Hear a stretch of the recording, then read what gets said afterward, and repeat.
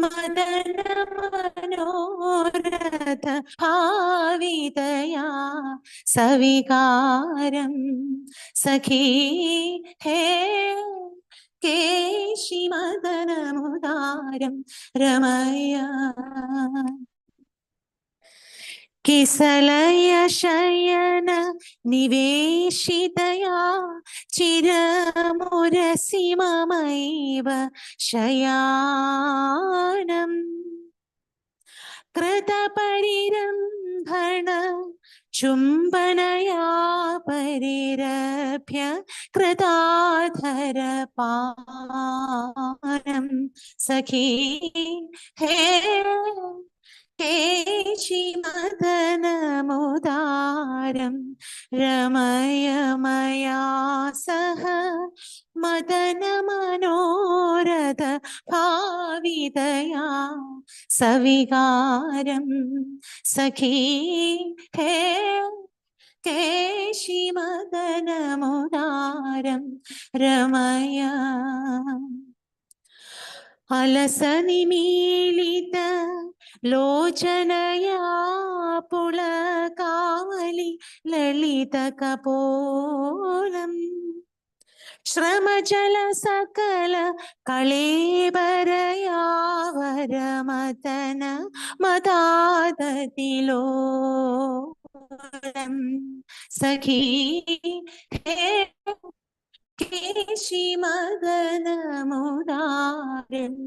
രമയാ സഹ മദന മനോരഥ ഭാവിതയാ സവികാരം സഖീ ഹേ കേശി മദനമുദാരം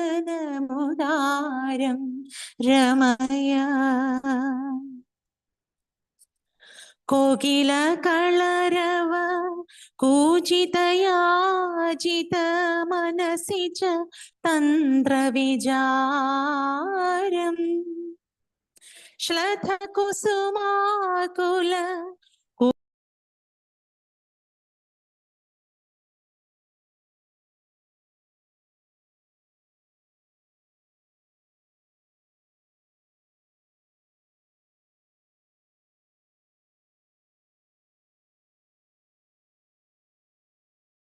ഹരീഷ്ണ സവികാരം സഖീ ഹേ കേശി മദനമുദാരം രമയ ചരണരണിത മണിനൂപുരയാ പരിപൂരിത സുരതവിതാനം മുഖരവിശൃംഖല മേഖലയാ സകചഗ്രഹ ചുംബനദാനം സഖീ ഹേ കേശി മദനമുദാരം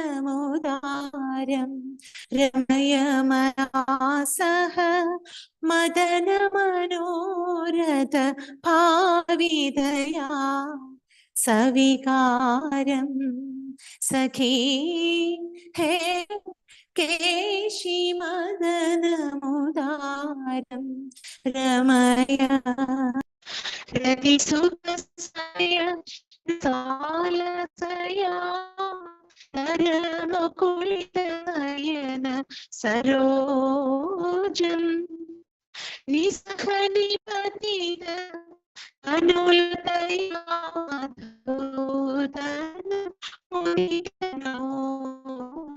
കേൾക്കുന്നുണ്ടോ? എനിക്ക് മാത്രമാണ് കേൾക്കാത്തത്. കേൾക്കുന്നില്ല മാതാജി. നെറ്റ് കേൾക്കുന്നില്ല.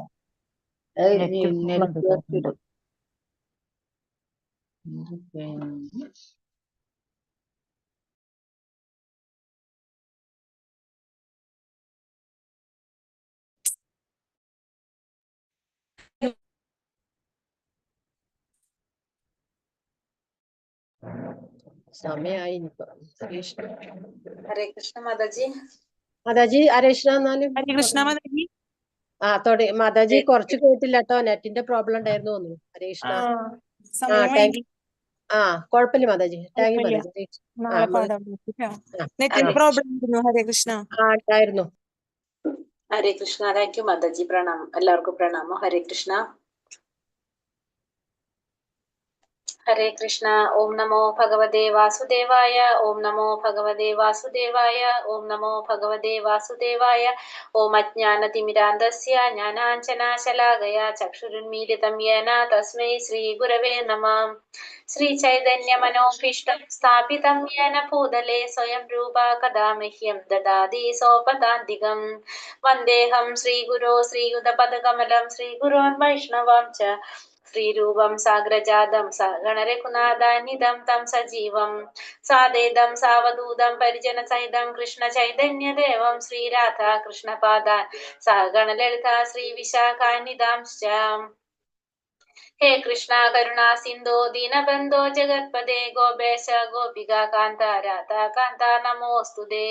തപ്ത കാഞ്ചന ഗൗരാംഗി ശ്രീരാധേ വൃന്ദാവനേശ്വരി ഋഷഭാനുസുതേ ദേവി പ്രണമാമി ഹരിപ്രിയേ. വാഞ്ചാകൽപതരൂപേശ്ച കൃപാ സിന്ധോഭ്യേവ ച പതിതാനാം പാവനേഭ്യോ വൈഷ്ണവേഭ്യോ നമോ നമഃ. നമോ വിഷ്ണുപാദായ കൃഷ്ണപ്രേഷ്ഠായ ഭൂതലേ ശ്രീമതേ ഭക്തിവേദാന്ത സ്വാമിൻ ഇതി നാമിനേ. നമസ്തേ സരസ്വതേ ദേവേ ഗൗരവാണി പ്രചാരിണേ നിർവിശേഷ ശൂന്യവാദി പാശ്ചാത്യദേശധാരിണേ. ജയ ശ്രീ കൃഷ്ണ ചൈതന്യ പ്രഭു നിത്യാനന്ദ ശ്രീ അദ്വൈത ഗദാധര ശ്രീവാസാദി ഗൗരഭക്ത വൃന്ദ. ഹരേ കൃഷ്ണ കൃഷ്ണ കൃഷ്ണ ഹരേ ഹരേ ഹരേ രാമ രാമ രാമ ഹരേ ഹരേ. ഹരേ കൃഷ്ണ. ശ്രീ ശ്രീ രാധാ ഗോവിന്ദ് ടെമ്പിൾ ഇസ്കോൺ മാംഗ്ലൂരിന്റെ 18 ദിവസത്തെ ഭഗവത്ഗീത ക്ലാസ്സിലേക്ക് എല്ലാവർക്കും സ്വാഗതം. ഇന്ന് അധ്യായം 7 ജ്ഞാന വിജ്ഞാന യോഗം. 1 മുതൽ 6 വരെയുള്ള അധ്യായം നമ്മൾ കർമ്മയോഗമായിരുന്നു. കർമ്മയോഗം നമ്മളുടെ കഴിഞ്ഞു. 7ാമത്തെ അധ്യായം ജ്ഞാന വിജ്ഞാന യോഗം, അതായത് ജ്ഞാനയോഗം തുടങ്ങാണ് നമ്മൾ. 7 മുതൽ 12 വരെയുള്ള അധ്യായം നമ്മൾ പറഞ്ഞു ജ്ഞാനയോഗാണെന്ന്. അപ്പോ 7 മുതൽ 12 വരെയുള്ള അധ്യായത്തില് 7ാമത്തെ അധ്യായം ജ്ഞാനയോഗം ഇന്ന് തുടങ്ങാണ്. അപ്പൊ സോറി ഭക്തിയോഗം, ഭക്തിയോഗം. ജ്ഞാനയോഗമല്ല, ഭക്തിയോഗം നമ്മളിന്ന് തുടങ്ങാണ്. അപ്പൊ ഇതില് ജ്ഞാനം എന്താന്ന് വെച്ചാൽ എന്താണ്? ജ്ഞാനം എന്ന് വെച്ചിട്ടുണ്ടെങ്കിൽ അറിവ്, അല്ലെ? ഭഗവാനെ കുറിച്ചിട്ടും ആധ്യാത്മികതയെ കുറിച്ചിട്ടുള്ള അറിവിനെയാണ് നമ്മൾ എന്ത് പറയുന്നത്? ജ്ഞാനം എന്ന് പറയുന്നത്. ആ വിജ്ഞാനം എന്ന് വെച്ചിട്ടുണ്ടെങ്കിലോ ആ അറിവ് നമ്മൾ പ്രാക്ടിക്കലാക്കുക, പ്രായോഗികമാക്കുന്നതിനാണ് നമ്മൾ എന്ത് പറയുന്നത്? വിജ്ഞാനം എന്ന് പറയുന്നത്. അപ്പൊ അറിവ് എന്ന് പറഞ്ഞാല്, ജ്ഞാനം എന്ന് പറഞ്ഞെങ്കിൽ ഭൗതിക പ്രകൃതിയെ കുറിച്ചുള്ള അറിവ്, പരമാത്മാവിനെ കുറിച്ചിട്ടുള്ള അറിവ്, ജീവാത്മാവിനെ കുറിച്ചിട്ടുള്ള അറിവ്, അതൊക്കെ എന്തിലാണ് വരുന്നത്? ജ്ഞാനത്തിൽ വരികയാണ് ചെയ്യുന്നത്, അല്ലെ? പിന്നെ ഈ ഭൗതിക പ്രകൃതി, ജീവാത്മാവും ഭഗവാന്റെ ശക്തികൾ തന്നെയാണ്. ഒന്ന് ഉത്കൃഷ്ട ശക്തിയാണ്, ഒന്ന് അധമ ശക്തിയാണ്, ഒന്ന് ഉത്കൃഷ്ട ശക്തിയാണെന്നാണ് ഭഗവാൻ ഈ അധ്യായത്തിലൂടെ നമുക്ക് പറഞ്ഞു തരാൻ പോണത്. അപ്പോ ഇതില് ഈ ഭൗതിക പ്രകൃതിയിലേക്ക് വരുമ്പോൾ ഈ ജീവാത്മാവിന് എന്താ സംഭവിക്കുന്നത്? ജീവാത്മാവ് അതിന്റെ മൂലസ്വരൂപത്തെ കുറിച്ച് മറന്നു പോവുകയാണ് ചെയ്യുന്നത്. ആ ജീവാത്മാവിന് മറന്നു പോയിട്ടുള്ള മൂലസ്വരൂപത്തെ കുറിച്ച് മനസ്സിലാക്കാനായിട്ട് സാധിക്കുന്നത് എങ്ങനെയാണ്? ഈ ഭക്തിയുടെ സേവനം ചെയ്യുന്നതിലൂടെയാണ് അതിന് സാധിക്കുന്നത്. അപ്പൊ ഈ ജ്ഞാനത്തിലൂടെ ജീവിതത്തിൽ പകർത്തി ആ ഭക്തിയുടെ സേവനത്തിലൂടെ ആ ജീവാത്മാവിനെ മൂലസ്വരൂപത്തെ കുറിച്ച് അറിയാനായിട്ട് സഹായിക്കലാണ് നമ്മൾ ഈ അധ്യായത്തിലൂടെ. അപ്പൊ ഭഗവാൻ നമുക്ക് ഈ അധ്യായത്തിലൂടെ പറഞ്ഞു തരുന്നത് എന്താണ്? ജ്ഞാന വിജ്ഞാന യോഗം എന്തൊക്കെയാണെന്നുള്ളതാണ് ഈ അധ്യായത്തിലൂടെ നമുക്ക് നോക്കാം. ഭഗവാന്റെ ശക്തികളെ കുറിച്ചും ഭഗവാൻ എന്തിലൊക്കെ ഉണ്ടെന്നൊക്കെയാണ് ഈ അധ്യായത്തിൽ നമുക്ക് പറഞ്ഞു തരുന്നത്. ഒന്ന് ഫസ്റ്റത്തെ ശ്ലോകം നോക്കാം. അപ്പോ 7 മുതൽ 12 വരെയുള്ള അധ്യായം ഭക്തിയോഗം. അപ്പൊ അതിന് നമ്മള് 7ാമത്തെ അധ്യായം തുടങ്ങാണ്.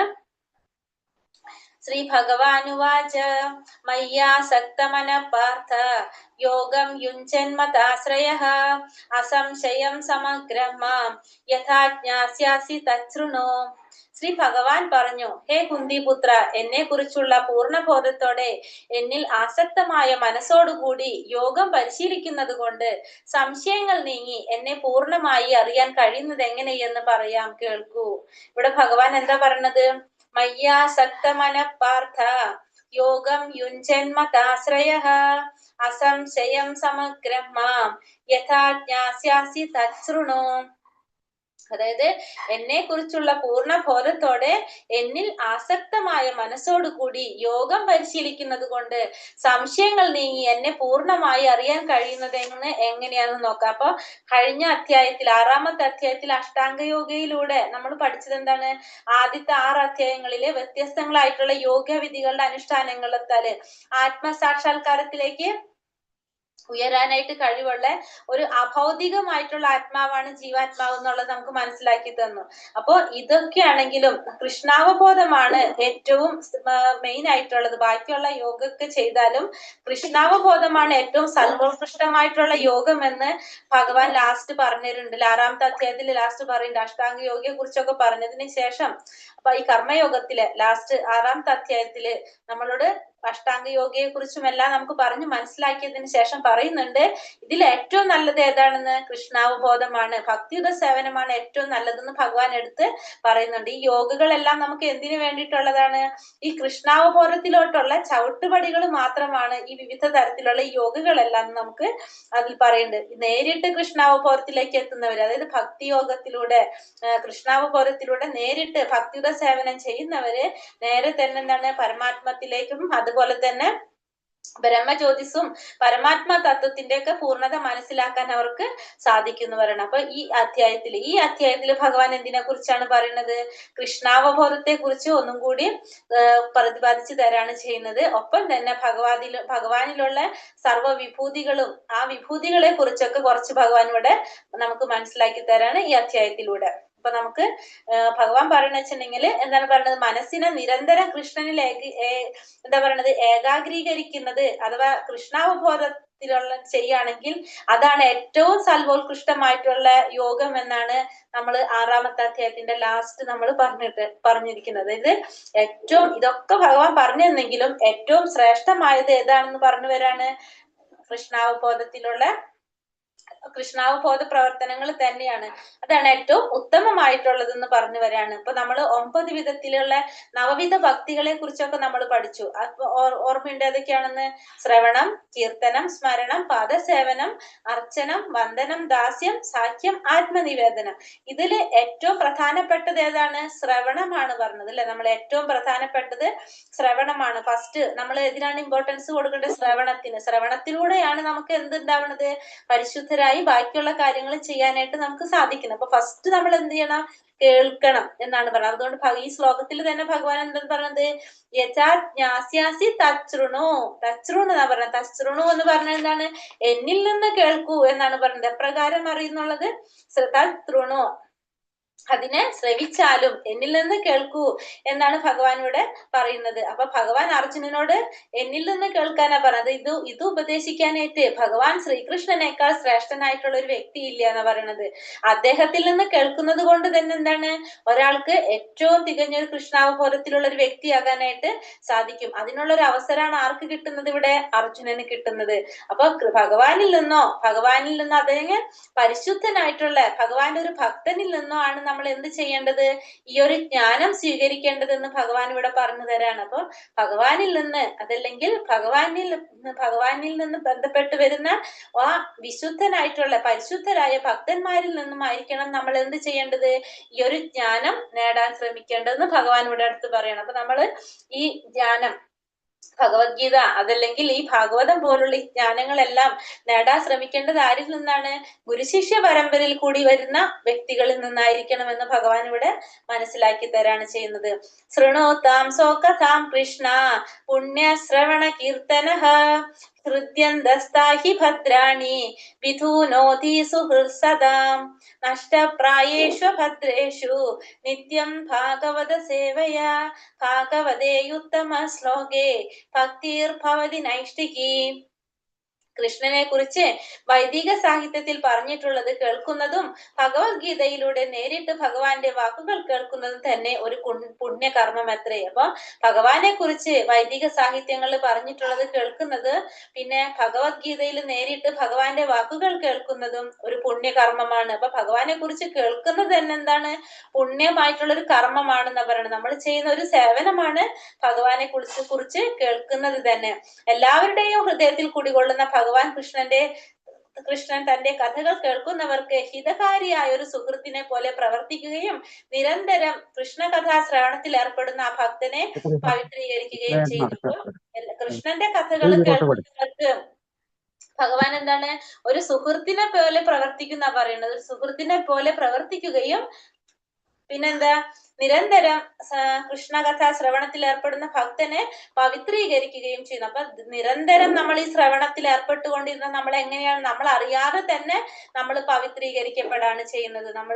നമ്മളിൽ മാറ്റം ഉണ്ടാകുന്നത് നമ്മൾ പോലും അറിയുന്നില്ല. അതിന് നമ്മൾ ചെയ്യേണ്ടത് എന്താണ്? ഭഗവത്ഗീത ഭാഗവതം പോലുള്ള ഗ്രന്ഥങ്ങൾ നമ്മൾ കേൾക്കുക. നമ്മൾ ആദ്യം നമുക്ക് പഠിക്കാൻ സാധിക്കില്ല, നമുക്കത് മനസ്സിലാകാനുള്ള ബുദ്ധി ഉണ്ടാവണം എന്നില്ല. അപ്പൊ നമ്മൾ എന്ത് ചെയ്യണം? അത് ഗ്രഹിക്കാൻ നമുക്ക് സാധിക്കില്ല. അപ്പൊ ആദ്യം തന്നെ ആ ബുദ്ധിയും ഭഗവാൻ തന്നെയാണ് തരേണ്ടതെന്ന് നമ്മൾ പഠിച്ചു കഴിഞ്ഞു. അപ്പൊ ആദ്യം തന്നെ നമ്മൾ എന്ത് ചെയ്യണം? ഇതൊക്കെ കേട്ടുകൊണ്ടിരിക്കുമ്പോ നമ്മൾ എങ്ങനെയാണ് പറഞ്ഞത്? നമ്മൾ പവിത്രീകരിക്കപ്പെടുമെന്ന്. അങ്ങനെ പവിത്രീകരിച്ചു കഴിഞ്ഞാൽ സ്വാഭാവികമായിട്ടും നമുക്ക് എന്താണ്? അത് മനസ്സിലാക്കാനുള്ള ഒരു ബുദ്ധിയും ഭഗവാൻ തന്നെ തരും. അങ്ങനെ തന്നിൽ ഉറങ്ങിക്കിടന്നിരുന്ന അതീന്ദ്രിയ ജ്ഞാനം ഭക്തനിൽ താനിയെ വളർന്നു വരും. അപ്പൊ എല്ലാവരിലും എന്തുണ്ട്? ഭഗവാനെ കുറിച്ച് അറിയാനുള്ള ഒരു ആഗ്രഹമുണ്ട്, ഒരു ജ്ഞാനം എല്ലാവരുടെ ഉള്ളിലുണ്ട്. പക്ഷെ അതെന്താണ്? അതവിടെ കെടുക്കാണ്. അത് ഇങ്ങനെ ചെയ്യുമ്പോഴാണ് എന്ത് പറഞ്ഞത്? ചിലരുടെ അത് പുറത്തേക്ക് വരുന്നത്. അപ്പൊ അതുകൊണ്ട് നമ്മൾ എന്ത് ചെയ്യണം? നമ്മള് ഭഗവത്ഗീത ഭാഗവതം പോലുള്ള ഗ്രന്ഥങ്ങള് കേൾക്കണം. ആ കേൾക്കുമ്പോ നമ്മൾക്ക് പവിത്രീകരിക്കപ്പെടാണ് ചെയ്യുന്നത്. അപ്പൊ അവരിൽ ഉറങ്ങിക്കിടക്കുന്ന അതീന്ദ്രിയ ജ്ഞാനം ഭക്തന്മാരിൽ തന്നെ വളർന്നു വരുമെന്ന് എടുത്തു പറയാണ് ഇവിടെ. അടുത്ത ശ്ലോകത്തിൽ എന്താ പറയണത്? മനുഷ്യാണാം സഹസ്രേഷു കശ്ചിത് യാതതി സിദ്ധയേ യഥാ താമപി സിദ്ധാനാം കശ്ചിൻ മാം വേത്തി തത്വതഃ. ഇനിയോ അടുത്തിൽ പറഞ്ഞ ആയിരക്കണക്കിന് ആളുകളിൽ ചിലപ്പോൾ ഒരാൾ പൂർണ്ണത നേടാൻ ഉദ്യമിച്ചേക്കാം. അങ്ങനെ പൂർണ്ണത നേടിയവരിലും ഒന്നിലേറെ പേർ എന്നെ തികച്ചും അറിയുന്നതുമില്ല. അപ്പോ ഇനി ഇതിൽ പറയാണ്, ഇപ്പൊ നമ്മൾ പറഞ്ഞു ഇത് മുഴുവനും ഭഗവത്ഗീത ഭാഗവതം പോലുള്ള ഗ്രന്ഥങ്ങൾ കേട്ട് കഴിഞ്ഞാൽ നമുക്ക് എന്തുണ്ടാവാണ്? നമ്മൾ പവിത്രീകരിക്കപ്പെടുമെന്ന് പറഞ്ഞു. പക്ഷെ എന്താ പറയുന്നത്? ഈ ആയിരക്കണക്കിന് ആളുകളിലെ ചിലപ്പോൾ പൂർണ്ണത നേടാനായിട്ട് ഒരാൾ ഉദ്യമിച്ചേക്കാം. ആയിരക്കണക്കിന് ഒരാളായിരിക്കും പൂർണ്ണത നേടാൻ വേണ്ടിയിട്ട് ശ്രമിക്കുന്നുണ്ടാവുക. അങ്ങനെ പൂർണ്ണത നേടിയവരിലും ഒന്നിലേറെ പേർ എന്നെ തികച്ചറിയുന്നതുമില്ല. അതിൽ തന്നെ ഒന്നിലേറെ പേർക്ക് ഭഗവാനെ കുറിച്ച് അറിയാനായിട്ട് സാധിക്കുന്നില്ല എന്നാ പറയണത്. അപ്പൊ അത്രയും എന്താ പറയണത്? അത്രയും ബുദ്ധിമുട്ടാണ് ഭഗവാനിലേക്ക് എത്താനായിട്ട്, അത് ചെയ്യാനായിട്ടുള്ള കാര്യം പറയണാണ്. ഇപ്പൊ മനുഷ്യര് നമുക്ക് പറയാം, പലതരത്തിലുള്ള മനുഷ്യന്മാരുണ്ട് അല്ലെ?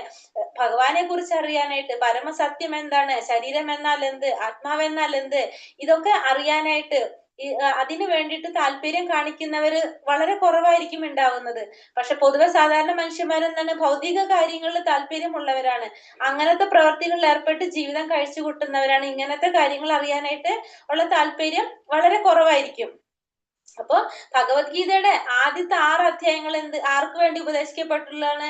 ഇതേപോലത്തെ ആത്മസാക്ഷാത്കാരം നേടാൻ ആഗ്രഹിക്കുന്നവർക്ക്, പരമാത്മ സാക്ഷാത്കാരം നേടാൻ ജ്ഞാനയോഗം, ധ്യാനയോഗം എന്നിവയിലൂടെയുള്ള സാക്ഷാത്കാരവും ഈ ആത്മാവും പദാർത്ഥവും ഇവ തമ്മിലുള്ള വേർതിരിച്ചറിയ ഈ അതീന്ദ്രിയ ജ്ഞാനത്തെ കുറിച്ചൊക്കെ അറിയാനായിട്ട് ആഗ്രഹമുള്ളവർക്ക് വേണ്ടിയിട്ടുള്ളതാണ് ആദ്യത്തെ 6 അധ്യായത്തില് പറഞ്ഞിരിക്കുന്നത് എന്ന് ഇവിടെ പറയാണ്. അപ്പൊ അവ്യക്തിഗത, അതായത് ഈ നമ്മൾ ഭഗവാനെ കുറിച്ച് അറിയാൻ ആഗ്രഹിക്കാത്തവർക്ക് ഭഗവാനെ അറിയാനായിട്ട് ബുദ്ധിമുട്ടാണ്. പിന്നെ ഇത് ആഗ്രഹിച്ചാൽ തന്നെ എന്താണ്? പരിശ്രമിച്ചാൽ തന്നെ അതിൽ പൂർണ്ണത നേടിയിട്ടുള്ളതിൽ ഒന്നിലേറെ പേരുണ്ടെങ്കിൽ അതിലെല്ലാവർക്കും അറിയാനായിട്ട് സാധിക്കണമെന്നും ഇല്ല എന്ന് പറയാണ്. അടുത്തല് പറയുന്നുണ്ട്, ഈശ്വര പരമ കൃഷ്ണ സച്ചിദാനന്ദ വിഗ്രഹ അനാദിരാദിർ ഗോവിന്ദ സർവകാരണ കാരണം. കൃഷ്ണനാണ് പരംപുരുഷനായ ഭഗവാൻ, സർവകാരണങ്ങൾക്കും കാരണഭൂതനും അതിപൂമാനുമായ ഗോവിന്ദനും അദ്ദേഹം തന്നെ. ഭക്തിയില്ലാത്തവർക്ക് അദ്ദേഹത്തെ മനസ്സിലാക്കാൻ വളരെ പ്രയാസമാണ്. ഭക്തിയുടെ സേവനത്തിന്റെ വഴി എത്രയും എളുപ്പമുള്ളതെന്ന് അവർ ഉദ്ഘോഷിക്കും. ഇത് അഭക്തന്മാർക്ക് ഭക്തി പരിശീലിക്കാൻ കഴിയുകയില്ല. ഭക്തി മാർഗം ഇത്രയും നിഷ്പ്രയാസമാണെങ്കിൽ അവർ എന്തിന് വിഷമമുള്ള വഴിക്ക് നീങ്ങുന്നു? ഇവിടെ എന്താ പറയണത്? ഈശ്വര പരമകൃഷ്ണ സച്ചിദാനന്ദ വിഗ്രഹ അനാദിരാദിർ ഗോവിന്ദ സർവകാരണ കാരണം. അപ്പൊ എന്താണ്? ഭഗവാനാണ് എല്ലാ കാരണങ്ങൾക്കും കാരണഭൂതനും ആദിപൂമാനായ ഗോവിന്ദനും ആരാണ്? അദ്ദേഹം തന്നെയാണ്, ഭഗവാൻ തന്നെയാണ്. പിന്നെ ഭക്തി ഇല്ലാത്തവർക്കോ ഭഗവാനെ കുറിച്ച് മനസ്സിലാക്കാനായിട്ട് ഭയങ്കര പ്രയാസമാണെന്ന് പറഞ്ഞു. ഭക്തി ഉണ്ടെങ്കിൽ മാത്രമേ ഭഗവാനെ കുറിച്ച് അറിയാനായിട്ട് സാധിക്കുന്നുള്ളൂ. അല്ലാത്തവർക്ക് ഭഗവാനെ കുറിച്ച് അറിയാനായിട്ട് സാധിക്കുന്നില്ല. ഭക്തിയുടെ സേവനത്തിന്റെ വഴി എത്രയും എളുപ്പമുള്ളതെന്ന് അവര് പറഞ്ഞേക്കാം. പക്ഷെ അത് അഭക്തന്മാർക്ക് പരിശീലിക്കാനായിട്ട് കഴിയുകയില്ല. കാരണം ഭക്തി മാർഗം ഇത്രയും നിഷ്പ്രയാസത്തിലുമാണെങ്കിൽ അവർക്ക് എന്തിനു വിഷമമുള്ള വഴിക്ക് പോകുന്നു.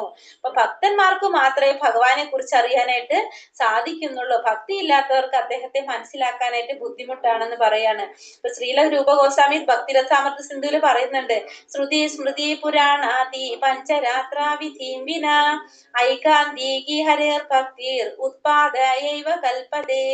ഉപനിഷത്തുകള്, പുരാണങ്ങള്, നാരദ പഞ്ചരാത്രം തുടങ്ങി ആധികാരിക ഗ്രന്ഥങ്ങളെ അവഗണിച്ചുകൊണ്ടുള്ള ഭഗവത് സേവനം അനാവശ്യമായൊരു സാമൂഹ്യ അസ്വസ്ഥത മാത്രമായിരിക്കും. ഇതൊന്നും അവഗണിച്ചുകൊണ്ട് നമുക്ക് എന്ത് ചെയ്യാൻ സാധിക്കുന്നില്ല?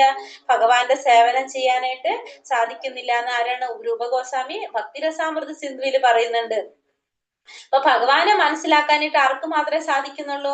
ഭക്തന്മാർക്ക് മാത്രമേ സാധിക്കുന്നുള്ളൂ. അതാണ് നമ്മള് ഈ ഭക്തിരസാമൃതത്തിൽ വീണ്ടും പറയുന്ന ഒരു ശ്ലോകത്തിൽ പറയുന്നുണ്ട്. അത് അതാ ശ്രീകൃഷ്ണ നാമാതി ന ഭാവേഗ്രാഹ്യം ഇന്ദ്രിയൈഹി സേവോന്മുഖേഹി ജിഹ്വാദൗ സ്വയമേവാ സ്ഫുരത്യതഃ.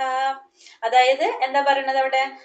സ്ഥൂല ശരീരങ്ങൾ കൊണ്ട് കൃഷ്ണനെ അറിയുവാൻ ആർക്കും സാധ്യമല്ല. പ്രേമപൂർവം തന്നെ സേവിക്കുന്നവരിൽ കരുണ തോന്നി അവിടുന്ന് സ്വയം വെളിപ്പെടുത്തി തരാണ്. അപ്പൊ ഭഗവാൻ തന്നെ നമുക്ക് വെളിപ്പെടുത്തി തരണം ഭഗവാനെ കുറിച്ച് അറിയാനായിട്ട്.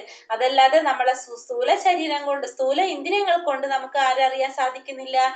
ഭഗവാൻ അറിയാൻ സാധിക്കുന്നില്ല. പ്രേമപൂർവ്വം ഭക്തിയോടെ മാത്രം മനസ്സിലാക്കാൻ ശ്രമിച്ചാൽ മാത്രമേ നമുക്ക് ആരറിയാൻ സാധിക്കുന്നുള്ളൂ? ഭഗവാനെ കുറിച്ച് അറിയാനായിട്ട് സാധിക്കുന്നുള്ളൂ. ഇനി ഭഗവാന്റെ പറ്റി പറഞ്ഞുതരാണ്. ഭൂമി രാപനലോ വായു ഹം മനോ ബുദ്ധിരേവച അഹങ്കാര ഇതീയമ്മേ ഭിന്ന പ്രകൃതി രഷ്ടത.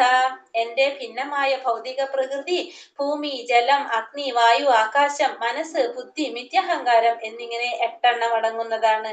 അപ്പൊ ഭഗവാൻ പറയാണ്, ഭഗവാന്റെ 2 തരത്തില് എന്താ പറയാ, നമ്മള് ഇൻട്രൊഡക്ഷനിൽ പറഞ്ഞില്ലേ, 2 ഭിന്നമായിട്ടുള്ള പ്രകൃതി, ഭൗതിക പ്രകൃതി ഉണ്ട്, ജീവാത്മാക്കളുണ്ട്. അതൊന്ന് ഉത്കൃഷ്ട ശക്തിയാണ്, ഒന്ന് അധമശക്തിയാന്ന് പറഞ്ഞു. അപ്പൊ ഇത് അധമശക്തിയാണ്. പിന്നെ ഭിന്നമായ ഭൗതിക പ്രകൃതി എന്ന് വെച്ചാല് ഭൂമി, ജലം, അഗ്നി, വായു, ആകാശം, മനസ്സ്, ബുദ്ധി, മിഥ്യാഹങ്കാരം. ഈ 8 എണ്ണം അടങ്ങുന്നതാണ് എന്ത്?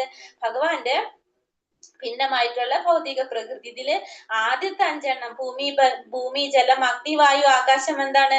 ഇത് പഞ്ചമഹാഭൂതങ്ങളാണ്. ഇത് സ്ഥൂലമായിട്ടുള്ളതാണ്.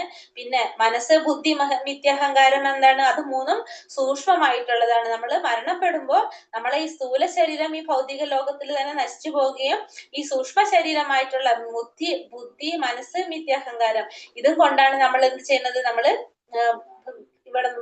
ഇതിൽ ജീവാത്മാവ് പോകുന്നത് ഇത് 3ഉം കൊണ്ടാണ്. ബുദ്ധി, മനസ്സ്, മിഥ്യാഹങ്കാരം കൊണ്ടാണ് പോകുന്നത്. പിന്നെ ഇതില് വേറൊരു കാര്യം കൂടി പറയുന്നത് എന്താണ്? ഭഗവാന്റെ ഇച്ഛപ്രകാരമാണ് ഭൗതിക ലോകത്തിന്റെ സകല പ്രവർത്തനങ്ങളും നടക്കുന്നത്. എങ്ങാണ്? ഭഗവാന്റെ രൂപവിസ്തരണമായിട്ടുള്ള 3 വിഷ്ണുമൂർത്തികളുടെ ആഭിമുഖ്യത്തിലാണ് ഈ ഭൗതിക പ്രകൃതിയിലെ എല്ലാ പ്രവർത്തനങ്ങളും നടക്കുന്നത്. ഏതാണ് ആ വിഷ്ണുമൂർത്തികള്? കാരണോദകശായി വിഷ്ണു, ക്ഷീരോദകശായി വിഷ്ണു, ഗർഭോദകശായി വിഷ്ണു, ക്ഷീരോദകശായി വിഷ്ണു. ഈ കാരണോദകശായി വിഷ്ണു എന്ന് പറഞ്ഞ എന്താണ്? സമഗ്ര മഹാപ്രപഞ്ചത്തെ സൃഷ്ടിക്കുന്നത് ആരാണ്? കാരണോദകശായി വിഷ്ണു ആണ്. എല്ലാത്തിനും കാരണമാകുന്നത് കാരണോദകശായി വിഷ്ണു. പിന്നെ ഓരോ പ്രപഞ്ചത്തിനും വൈവിധ്യം നൽകിക്കൊണ്ട് അതിലെല്ലാം ഉൾപോകുന്നത് ആരാണ്? ഗർഭോദകശായി വിഷ്ണു. ഗർഭോദകശായി വിഷ്ണുവിന്റെ നാഭിയിൽ നിന്നാണ് ആര് വരുന്നത്? ബ്രഹ്മദേവൻ വരുന്നത്. 3ാമത്തെ വിഷ്ണു ആണ് ക്ഷീരോദകശായി വിഷ്ണു. ക്ഷീരോദകശായി വിഷ്ണു ആരാണ്? നമ്മുടെ ഓരോ ജീവാത്മാവിലും പരമാത്മാ രൂപത്തിലിരിക്കുന്നത് ആരാണ്? ഈ പറഞ്ഞ 3ാമത്തെ വിഷ്ണു ക്ഷീരോദകശായി വിഷ്ണു ആണ്. അടുത്ത ശ്ലോകത്തില് അപരേയമിതസ്ത്വന്യാം പ്രകൃതിം വിദ്ധി മേ പരാം ജീവഭൂത മഹാബാഹോ യേദം ധൈര്യതേ ജഗത്. ഇവയ്ക്ക് പുറമെ ഹേ മഹാബാഹു ആയ അർജുന, എനിക്ക് മറ്റൊരു ഉത്കൃഷ്ട ശക്തിയോട് കൂടിയുണ്ട്. ഈ താഴ്ന്ന തരം ഭൗതിക പ്രകൃതിയുടെ വിഭവങ്ങളെ ചൂഷണം ചെയ്യുന്ന ജീവഗണങ്ങളാണത്. അപ്പൊ എന്താ പറഞ്ഞത്? ഈ പറഞ്ഞത് കൂടാതെ എനിക്കൊരു ഉത്കൃഷ്ടമായിട്ടുള്ള ശക്തി കൂടിയുണ്ട്. അതേതാണ്? ജീവാത്മാവ്. ജീവാത്മാവിനെയാണ് പറയുന്നത്. ഈ താഴ്ന്ന തരം ഈ ഭൗതിക പ്രകൃതിനെ ചൂഷണം ചെയ്യുന്ന, അതിലെ വിഭവങ്ങളെ ചൂഷണം ചെയ്യുന്ന ജീവാത്മാവാണത്. അതാണ് ഭഗവാന്റെ ഉത്കൃഷ്ട ശക്തി, ശ്രേഷ്ഠ ശക്തി എന്ന് പറയുന്നത്. അപ്പൊ ജീവാത്മാവ് ഭഗവാന്റെ ഉത്കൃഷ്ട ശക്തിയാണെന്ന് ഇവിടെ പറയാണ്. ഭൂമി, ജലം, അഗ്നി, വായു, ആകാശം, മനസ്സ്, ബുദ്ധി, മിഥ്യാഹങ്കാരം ഇവ പ്രകടമാകുന്ന ഈ ഭൗതിക പ്രകൃതിയാണ് ഭഗവാന്റെ താഴ്ന്ന തരം ശക്തി. ഭഗവാന്റെ ജീവാത്മാക്കളാണെങ്കിലോ ഉത്കൃഷ്ട ശക്തിയാണ്. ഇതേ ശക്തിയാണ് ഈ ഭൗതിക പ്രപഞ്ചത്തെ മുഴുവൻ പ്രവർത്തിപ്പിക്കുന്നതും. ഈ ജീവാത്മാവിനെ കൂടാതെ എന്തിനു പ്രവർത്തിക്കാൻ സാധിക്കുന്നില്ല? ഈ ഭൗതിക പ്രപഞ്ചത്തിന് പ്രവർത്തിക്കാനായിട്ട് സാധിക്കുന്നില്ല. കാരണം ജീവാത്മാക്കൾ പക്ഷെ എങ്ങനെയാണ്? ഭഗവാന്റെ നിയന്ത്രണത്തിന് അധീനരാണ്. അതിന് സ്വന്തമായിട്ട് നിലനിൽപ്പില്ല. പക്ഷെ ഈ ഭൗതിക പ്രപഞ്ചത്തെ മുഴുവൻ പ്രവർത്തിപ്പിക്കുന്നത് ആരാണ്? ഈ ശക്തി തന്നെയാണ്. ആര്? ഭഗവാന്റെ ഈ ഉത്കൃഷ്ട ശക്തി ഉണ്ടെങ്കിൽ മാത്രമേ അതിന് എന്താ വരുന്നുള്ളൂ? ബോധം വരുന്നുള്ളൂ, അല്ല അതിന് പ്രവർത്തിക്കാനായിട്ട് സാധിക്കുന്നുള്ളൂ. അപ്പൊ ജീവാത്മാക്കളും ഭഗവാനും ഒരിക്കലും ശക്തിയിൽ തുല്യരല്ല എന്ന് പറയാണ്. ശക്തിയിൽ ഒരിക്കലും തുല്യരല്ല. പക്ഷെ ജീവാത്മാവിന്റെ നിയന്ത്രണത്തിന് കീഴിലാണ് ആര് പ്രവർത്തിക്കുന്നത്? ഭഗവാന്റെ നിയന്ത്രണത്തിന് കീഴിലാണ് ഈ ജീവാത്മാക്കള് പ്രവർത്തിക്കുന്നത്. ജീവാത്മാവ് അപ്പോ ഭഗവാനാണ് ഇതിന്റെ നിയന്ത്രിക്കുന്നത്. ആരാണ്? ഭഗവാനാണ്. ഈ ഭഗവാന് അധീനരാണ് ഈ പറഞ്ഞ ജീവാത്മാക്കളല്ല. ഗുണം കൊണ്ട് ഭഗവാന്റേതിന് തുല്യരായതിനാൽ അവർ കൃഷ്ണന്റെ ഉത്കൃഷ്ട ശക്തി എന്നാണ്. അപ്പൊ ഭഗവാന്റെ ഉത്കൃഷ്ട ശക്തി എന്നാണല്ലോ പറഞ്ഞ ജീവാത്മാവിന്. അതെന്തുകൊണ്ടാന്ന് വെച്ചാൽ ഗുണം കൊണ്ട് തുല്യമായത് കൊണ്ട് പറയുന്നു. അളവിൽ വ്യത്യാസമുണ്ട്, പക്ഷെ ഗുണത്തിൽ എന്താണ്? തുല്യമായത് കൊണ്ടാണ് ഭഗവാന്റെ ഉത്കൃഷ്ട ശക്തിയാണ് ജീവാത്മാവെന്ന് പറയപ്പെടുന്നത്. അടുത്ത ശ്ലോകത്തിൽ പറയാണ്, മത്ത പരതരം നാന്യത് കിഞ്ചദസ്തി ധനഞ്ജയ മയി സർവമിതം പ്രോതം സൂത്രേ മണിഗണ ഇവ. ഹേ ധനഞ്ജയ, എന്നേക്കാൾ ശ്രേഷ്ഠമായൊരു സത്യമില്ല. മുത്തുകൾ നൂലിന്മേൽ എന്ന പോലെ സർവവും എന്നിൽ ഇണക്കി കോർക്കപ്പെട്ടിരിക്കുന്നു. ഇവിടെ എന്താ പറഞ്ഞത്? ഹേ ധനഞ്ജയ, എന്നേക്കാൾ ശ്രേഷ്ഠമായൊരു സത്യമില്ല. മുത്തുകൾ നൂലിന്മേൽ എന്ന പോലെ സർവവും എന്നിൽ ഇണക്കി കോർക്കപ്പെട്ടിരിക്കുന്നു എന്ന് പറയണം. അപ്പൊ പരമസത്യം ഭഗവാൻ ശ്രീകൃഷ്ണനാണെന്ന് നമുക്കറിയാം. ഭഗവത്ഗീതയിൽ എല്ലാ അധ്യായത്തിലും പറഞ്ഞു തരുന്നതാണ്. പരമാത്മാവാണ്, ഭഗവാനാണ് പരമമായ സത്യം എന്ന് പറഞ്ഞവരാണ് അല്ലെ. അപ്പൊ അത് ബ്രഹ്മസംഹിതയിലും തർപ്പിച്ച് പറയുന്നുണ്ട്. ഈശ്വര പരമകൃഷ്ണ സച്ചിദാനന്ദ വിഗ്രഹ എന്ന് പറയുന്നത്. ആദിദേവനും ആനന്ദസാഗരവും സച്ചിദാനന്ദ മൂർത്തിയുമായ ഭഗവാൻ ആണ് സർവോത്കൃഷ്ടമായിട്ടുള്ള പരമസത്യം എന്ന് എല്ലാത്തിലും ഉറപ്പിച്ചു പറയുന്നുണ്ട്. ഭൗതിക പ്രപഞ്ചത്തില് ആദ്യത്തെ ജീവാത്മാവെന്ന ആരാണ്? ബ്രഹ്മാവ്. ആ ബ്രഹ്മാവ് ദേവന്മാരിലും മനുഷ്യരിലും മൃഗങ്ങളിലും വെച്ചിട്ട് ഏറ്റവും ശ്രേഷ്ഠനാണ്. പക്ഷെ ആ ബ്രഹ്മാവിന് മുകളിലാണ് ആര്? ഈ അതീന്ദ്രിയമായിട്ടുള്ള ഈ സത്യം. ഭഗവാൻ എന്ന അതീന്ദ്രിയ സത്യം ഈ ബ്രഹ്മാവിനും മുകളിലാണെന്നാണ് എടുത്തു പറയുന്നത്. അപ്പൊ ഈ പരമപുരുഷൻ അത്യുന്നതനാകിയാൽ പരമപുരുഷനേക്കാൾ ശ്രേഷ്ഠനായ വേറൊരു സത്യം ഇല്ല. അണുവിനേക്കാൾ അണുവും ബൃഹത്തിനേക്കാൾ ബൃഹത്തുമാണ് അദ്ദേഹം. ഒരു മഹാവൃക്ഷത്തെ പോലെ എങ്ങനെയാണ് നിശബ്ദം ഈ ആധ്യാത്മികമായിട്ടുള്ള ഈ ആകാശത്തിനെ പ്രകാശമാനമാക്കിക്കൊണ്ട് ആദിപുരുഷനായിട്ട് ഭഗവാൻ നിലകൊള്ളാണ് ചെയ്യുന്നത്. അപ്പൊ ഈ ഭഗവാനേക്കാൾ ശ്രേഷ്ഠമായിട്ടുള്ള വേറൊരു സത്യമില്ല എന്നുള്ളതാണ് നമുക്ക് ഈ ശ്ലോകത്തിലൂടെ ഭഗവാൻ പറഞ്ഞു തരുന്നത്. ഇനി എന്താ പറയണത്? രസോഹമപ്സു കൗന്ദേയ പ്രഭാസ്മി ശശി സൂര്യോഹോ പ്രണവ സർവവേദേഷു ശബ്ദഖേ പൗരുഷം നൃഷു. ഹേ കുന്തിപുത്ര, ജലത്തിലെ രസവും സൂര്യചന്ദ്രന്മാരിലെ പ്രകാശവും വേദമന്ത്രങ്ങളിലെ പ്രണവവും ആകാശത്തിലെ ശബ്ദവും പുരുഷന്റെ പൗരുഷവും ഞാനാകുന്നു. എന്താ പറയണത്? ഭഗവാൻ പറയാണ്, ഭഗവാൻ ജലത്തിന്റെ രസവും സൂര്യചന്ദ്രന്മാരിലെ പ്രകാശവും വേദമന്ത്രങ്ങളിലെ പ്രണവവും ആകാശത്തിലെ ശബ്ദവും പുരുഷന്റെ പൗരുഷവും ഞാനാകുന്നു. അപ്പൊ ഭഗവാൻ ആധ്യാത്മികളും ഭൗതികങ്ങളുമായിട്ടുള്ള തന്റെ വിവിധ ശക്തികളെ ലോകത്തിലെല്ലാം വ്യാപിച്ചിരിക്കുന്നത് എങ്ങനെയാണെന്ന് പറയാണ്. അപ്പൊ നമുക്കറിയാം, ഇപ്പൊ സൂര്യദേവൻ ഒരു വ്യക്തിയാണെങ്കിൽ സൂര്യദേവൻ തന്റെ ആ സർവ്വവ്യാപകമായിട്ടുള്ള ശക്തി കൊണ്ട് പ്രകാശത്തിലൂടെ പ്രത്യക്ഷപ്പെടാണ് ചെയ്യുന്നത് അല്ലെ. അതേപോലെ തന്നെ ഭഗവാനും ശാശ്വതമായി തന്റെ ധാമത്തിൽ ഇരുന്നു കൊണ്ട് ഭഗവാൻ എങ്ങനെയാണ് വ്യത്യസ്തമായിട്ടുള്ള ശക്തികളുടെ ഈ ഭൗതിക പ്രപഞ്ചം മുഴുവൻ വ്യാപരിച്ചിരിക്കുകയാണ് ചെയ്യുന്നത്. പിന്നെന്താ പറയുന്നത്? വെള്ളത്തിന്റെ ആ ക്രിയാത്മകത്വം എന്താണ്? അതിന്റെ രസമാണ്. അപ്പൊ വെള്ളത്തില് ആ രസം നമുക്കറിയാം, വെള്ളത്തിന്റെ രസമാണ് അതിന്റെ വിശുദ്ധത പറയുന്നത്. അത് ആ രസത്തിന് ആ സ്വാദിനെ ആശ്രയിച്ചാണ് ഇരിക്കുന്നത്. അപ്പൊ ഭഗവാന്റെ ശക്തികളിൽ ഒന്നാണ് ആ ശുദ്ധജലത്തിന്റെ രസം. അപ്പൊ വെള്ളത്തില് ഈശ്വര സാന്നിധ്യം ഉണ്ടെന്ന് പറയുന്നത് എന്തെങ്ങനെയാണ്? അതിന്റെ ആ രസത്തിലൂടെയാണ്. അപ്പൊ ഈ പറഞ്ഞ വെള്ളത്തിന്റെ ജലത്തിലെ രസവും പിന്നെ സൂര്യചന്ദ്രന്മാരിലെ പ്രകാശവും പിന്നെ വേദമന്ത്രങ്ങളിൽ പറയുന്ന പ്രണവം, വേദമന്ത്രങ്ങളിലെ ആരംഭം ചേർക്കാറുള്ള ആ പ്രണവം, അതീന്ദ്രിയമായിട്ടുള്ള ആ നാദമാകുന്നത് അല്ലെ, അത് ഓങ്കാരം എന്ന് പറഞ്ഞ പ്രണവം, പിന്നെ ആകാശത്തിന്റെ ശബ്ദം, പിന്നെന്താണ് പുരുഷന്റെ പൗരുഷവും, അതെല്ലാം ആര് പ്രതിനിധീകരിക്കുന്നു പറയാണ്, ഭഗവാന് പ്രതിനിധീകരിക്കുന്നതാണ്. പിന്നെ അടുത്ത ശ്ലോകത്തില് ബീജമാം സർവഭൂതാനാം വിദ്ധി പാർത്ഥ സനാതനം ബുദ്ധിർബുദ്ധിമതാമസ്മി തേജസ്തേജിസ്വിനാമഹം. ഹേ കുന്തിപുത്ര, സർവ ജീവജാലങ്ങളുടെയും ആദി ബീജം ഞാനാണെന്ന് നീ അറിയണം. ബുദ്ധിമാന്മാരുടെ ബുദ്ധിയും ശക്തിയും തേജസ്വികളുടെ തേജസ്സും ഞാൻ തന്നെയാണ്. അപ്പൊ ബീജം എന്ന് പറഞ്ഞ എന്താണ്? ബീജം എന്ന് പറഞ്ഞ വിത്ത് അല്ലെ. അപ്പൊ കൃഷ്ണനാണ് എല്ലാത്തിന്റെയും ബീജം എന്ന് പറഞ്ഞ ചലിക്കുന്നതും ചലിക്കാത്തതുമായിട്ടുള്ള സർവചരാചരങ്ങളുടെയും പക്ഷികളുടെയും മൃഗങ്ങളുടെയും മനുഷ്യരുടെയും എല്ലാ ജീവജാലങ്ങളുടെയും ആദി ബീജം ആരാണ്? ഭഗവാനാണ്, കൃഷ്ണനാണെന്ന് ഭഗവാനോട് പറയാണ്. എല്ലാതും ഭഗവാനാണ്. അതേപോലെ തന്നെ ബുദ്ധിമാന്മാരുടെ ബുദ്ധിയും ശക്തിയും തേജസ്വികളുടെ തേജസ്സും ആര് തന്നെയാണ്? ഭഗവാൻ തന്നെയാണ്. അപ്പൊ ബുദ്ധിഹീനർക്ക് ഭഗവാനെ അറിയാനായിട്ട് സാധിക്കില്ല. പിന്നെ സർവഭൂതങ്ങളുടെ ബുദ്ധി ഇല്ലെങ്കിൽ ആർക്കും പ്രവർത്തിക്കാൻ അറിയില്ല. അതാണ് കാരണം. എല്ലാ ബുദ്ധിക്ക് കാരണം ആരാണ്?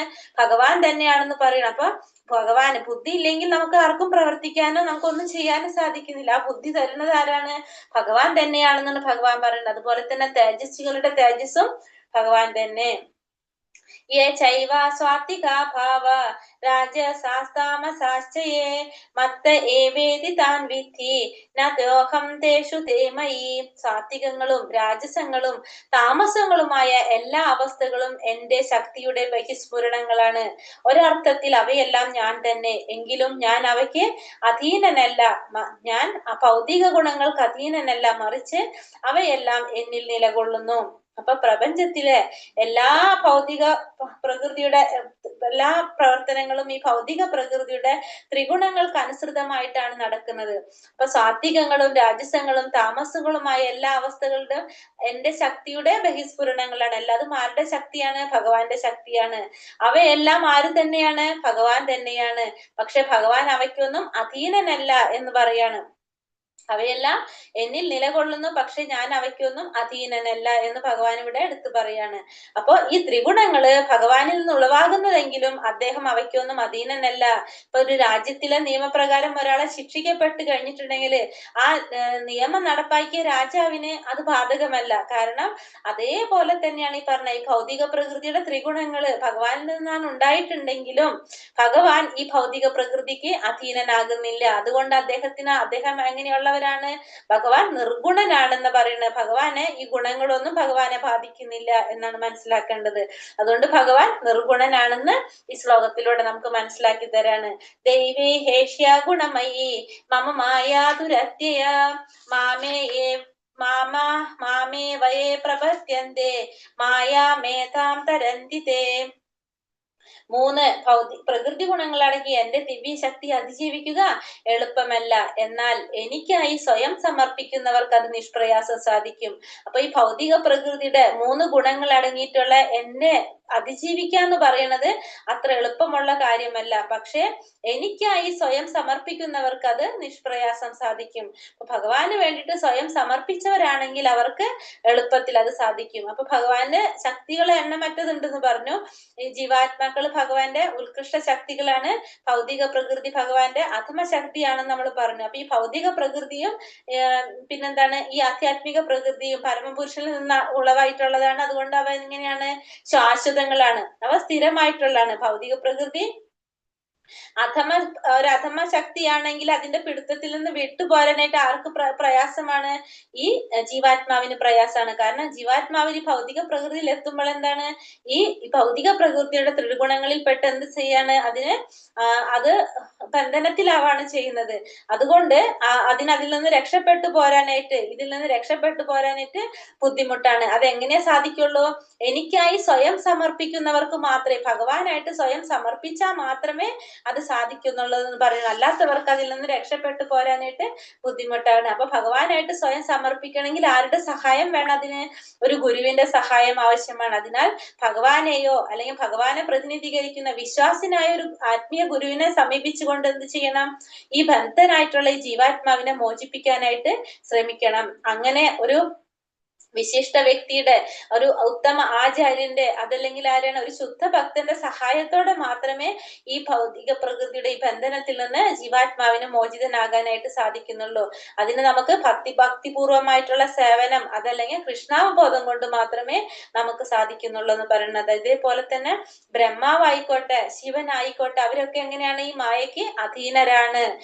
വിഷ്ണു മാത്രമാണ് ആർക്ക് അധിപതി? ഈ മായയ്ക്ക് അധിപതി ആരാണ്? ഭഗവാൻ വിഷ്ണു മാത്രമാണ്.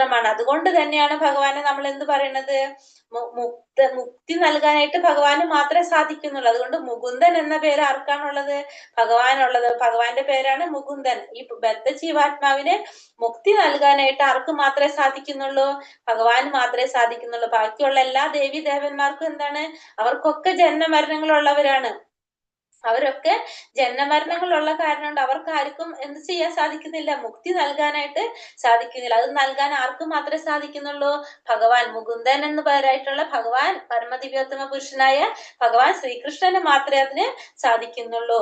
നമാം ദുഷ്കൃതിനോ മൂഢ പ്രപദ്യന്തേ നരാധമഃ മായയാ ബഹൃതജ്ഞാന ആസുരം ഭാവമാശ്രിതാഃ.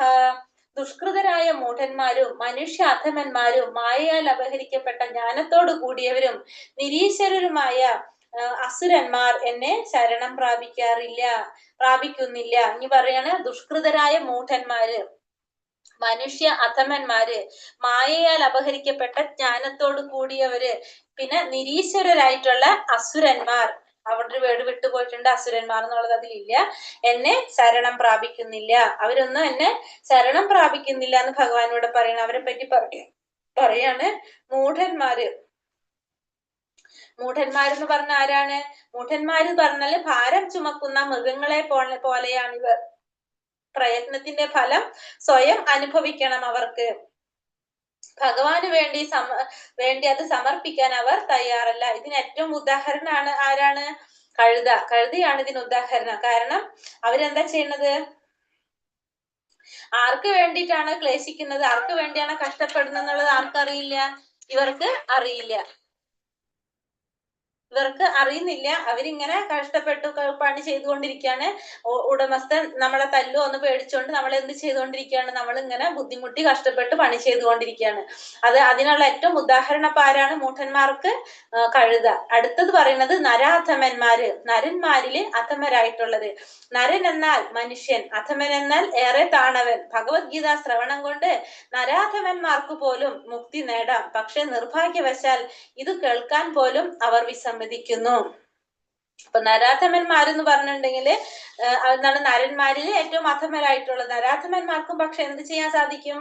മുക്തി നേടാനായിട്ട് സാധിക്കും. പക്ഷെ എന്താണ്? നിർഭാഗ്യവശാല് അവരിതൊന്നും കേൾക്കാൻ പോലും തയ്യാറല്ല എന്ന് പറയാണ്. കാരണം അവർക്ക് അതിനൊന്നും താല്പര്യം ഉണ്ടാകുന്നില്ല. ഇപ്പൊ നമുക്കറിയാം, നിത്യാനന്ദ പ്രഭു നമ്മളെ നിത്യാനന്ദ പ്രഭു, ചൈതന്യ മഹാപ്രഭു, നരാധമന്മാരുടെ മാതൃകയായിട്ട് നമ്മുടെ ജഗായി മതായി അല്ലെ, ആ സഹോദരന്മാർക്ക് മുക്തി നൽകിയിട്ടുണ്ടായിരുന്നു. പക്ഷെ എന്താണ്? ഈ നിർഭാഗ്യം കൊണ്ട് എന്താണ്? ഈ നരാധമന്മാര് ഇത് കേൾക്കാൻ പോലും തയ്യാറാകുന്നില്ല. ഒരു ഭക്തന്റെ കനിവുണ്ടെങ്കിൽ അവർക്ക് എന്ത് ചെയ്യാൻ സാധിക്കും? പുനർജീവനത്തിനുള്ള സാധ്യതയുണ്ട്, അവർക്ക് മുക്തിക്ക് സാധ്യതയുണ്ട് അല്ലെ, മുക്തി നേടാനുള്ള സാധ്യതയുണ്ട്. പക്ഷെ അതവര് കേൾക്കാനായിട്ട് തയ്യാറാകുന്നില്ല. പിന്നെ ദുഷ്കൃതികൾ, മായയാൽ അപഹരിക്കപ്പെട്ട ജ്ഞാനത്തോട് കൂടിയവരാണ് അവർ. മായികമായ ഭൗതിക ശക്തിയാൽ അവരുടെ ആർജിത ജ്ഞാനം എല്ലാം നഷ്ടപ്പെട്ടിരിക്കുന്നു. മായാശക്തി അവരെ വഴിതെറ്റിക്കുകയാൽ അവർ ഭഗവാനെ അനുസരിക്കാതിരിക്കുകയും ചെയ്യുന്നു. പിന്നെ അടുത്തത് പറയാണ് ദുഷ്കൃതികൾ എന്ന് വെച്ചാൽ മായയാൽ അപഹരിക്കപ്പെട്ട ജ്ഞാനത്തോടു കൂടിയവരാണ് അവര്. മായാശക്തിയാൽ അവരെന്താണ് ചിന്തിക്കുന്നത്? ആർജിത ജ്ഞാനം എല്ലാം നഷ്ടപ്പെട്ടിരിക്കുക അവരുടെ ഭൗതിക ശക്തിയിലുള്ള.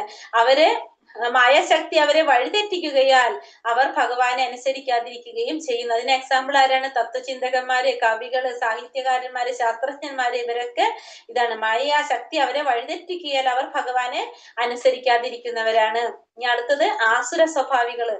ആസുര സ്വഭാവികൾ എന്ന് പറയുന്നതാണ് അസുരംഭാവം ആശ്രിതരാണ്. നാലാമത്തെ ദുഷ്കൃതികൾ. ഇവർ തികച്ചും നാസ്തികരാണ്. അപ്പൊ ഭഗവാനെ അവരൊരിക്കലും ഭഗവാനെ കുറിച്ച് ചിന്തിക്കുന്നില്ല. അവരൊരിക്കലും വിചാരിക്കുന്നില്ല ഭഗവാൻ ഈ ഭൗതിക ലോകത്തിൽ ഭഗവാൻ അവതരിക്കാൻ കഴിയുന്ന ആര് ചിന്തിക്കുന്നില്ല? ഈ ആസുര സ്വഭാവികൾ ചിന്തിക്കുന്നില്ല. ഭഗവാനെ നിന്ദിക്കുക എന്നതായിരിക്കും അവരുടെ ജീവിത ലക്ഷ്യമാക്കിയിട്ടെടുത്തിരിക്കുന്നത്. അവരൊരിക്കലും ഭഗവാന്റെ പാദങ്ങളില് ആത്മസമർപ്പണം ചെയ്യാനായിട്ട് സാധ്യമല്ല. അവരൊരിക്കലും ഭഗവാൻ അവതരിക്കുന്നില്ല എന്ന് ചിന്തിച്ചിരിക്കുന്നവരാണ്. അപ്പൊ പിന്നെ എങ്ങനെയാണ് അവര് ഭഗവാന് പാദങ്ങളിൽ ആത്മസമർപ്പണം ചെയ്യാനായിട്ട് സാധിക്കുക? അവർക്ക് സാധിക്കുന്നില്ല. ഇനി അടുത്ത 4 കൂട്ടരെ പറ്റി പറയാണ്.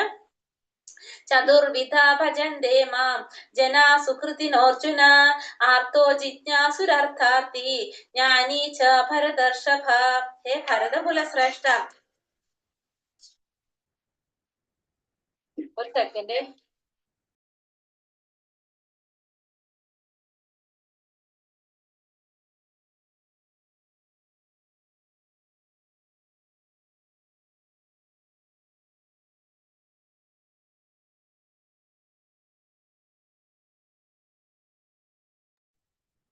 ഹേ ഭരതകുല ശ്രേഷ്ഠ, സുകൃതികളായ 4 കൂട്ടരാണ് എന്നെ ഭജിക്കുന്നത്. ദുഃഖിതൻ, ധനകാംക്ഷി, ജിജ്ഞാസു, പരമസത്യത്തെ അന്വേഷിക്കുന്ന ജ്ഞാനി. അപ്പൊ ഏതൊക്കെയാണ് പറഞ്ഞത്? 4 വിധത്തിലുള്ളവര് ഭഗവാനെ ഭജിക്കുന്ന 4 കൂട്ടരെ കുറിച്ചാണ് പറയുന്നത്. ഹേ ഭരതകുല ശ്രേഷ്ഠ, സുകൃതികളായ 4 കൂട്ടര്: ദുഃഖിതൻ, ധനകാംക്ഷി, ജിജ്ഞാസു, പരമസത്യത്തെ അന്വേഷിക്കുന്ന ജ്ഞാനി. ഈ 4 കൂട്ടര് ഭഗവാനെ ഭജിക്കുന്നവരാണ്. അതാരൊക്കെയാണ്? ദുഃഖിതൻ എന്ന് വെച്ചിട്ടുണ്ടെങ്കിൽ നമുക്ക് ദുഃഖം വരുമ്പോ ഭഗവാനെ എന്ത് ചെയ്യുന്നവര്? ഭഗവാൻ ആരാധിക്കുന്നവര്. ദുഃഖിതരാണ്. അർത്ഥാർത്ഥിയുണ്ട്, ജിജ്ഞാസുണ്ട്, പിന്നെ പരമസത്യത്തെ അന്വേഷിക്കുന്ന ജ്ഞാനി. ഇവരൊന്നും ആരാണ്? ഇവരൊന്നും ശരിക്കും ശുദ്ധ ഭക്തന്മാരല്ല. കാരണം ശുദ്ധ ഭക്തന്മാരെന്ന് പറഞ്ഞാൽ എന്താണ്? ഭക്തിയുടെ സേവനം ചെയ്യുന്നവരാണ്. അവര് ഭഗവാന് വേണ്ടിയിട്ട് സേവനം ചെയ്യുന്നവരാണ്. അതിനൊന്നും ഫലം ആഗ്രഹിക്കാത്തവരാണ്. പക്ഷെ ഇവരെങ്ങനെയുള്ളവരാണ്? ഇവര് ഭക്തി സേവനം ചെയ്യുന്നവരല്ല, ശുദ്ധ ഭക്തന്മാരല്ല. കാരണം ഇവർ ഈ ഭഗവത് സേവനം ചെയ്യുന്നത് എന്തിനു വേണ്ടിയിട്ടാണ്? ഇവരുടെ ആഗ്രഹങ്ങൾ നിറവേറ്റാൻ വേണ്ടിയിട്ടാണ് ഇവർ ചെയ്യുന്നത്. പക്ഷെ ഇവർക്ക് എന്താണ്? ഇവർക്ക് അതിനുള്ള സാധ്യതയുണ്ട്. എങ്ങനെയുള്ള ഭക്തന്മാരുമായിട്ടുള്ള സത്സംഗം കൊണ്ട് ഇവർക്ക് ശുദ്ധ ഭക്തന്മാരാകാനായിട്ട് സാധിക്കും. അതിനുള്ള ഉദാഹരണങ്ങളാണ് ഇപ്പൊ നമ്മളിവിടെ പറഞ്ഞിരിക്കുന്നത്. ഫസ്റ്റ് പറയുന്നത് ഗജേന്ദ്രനാണ്.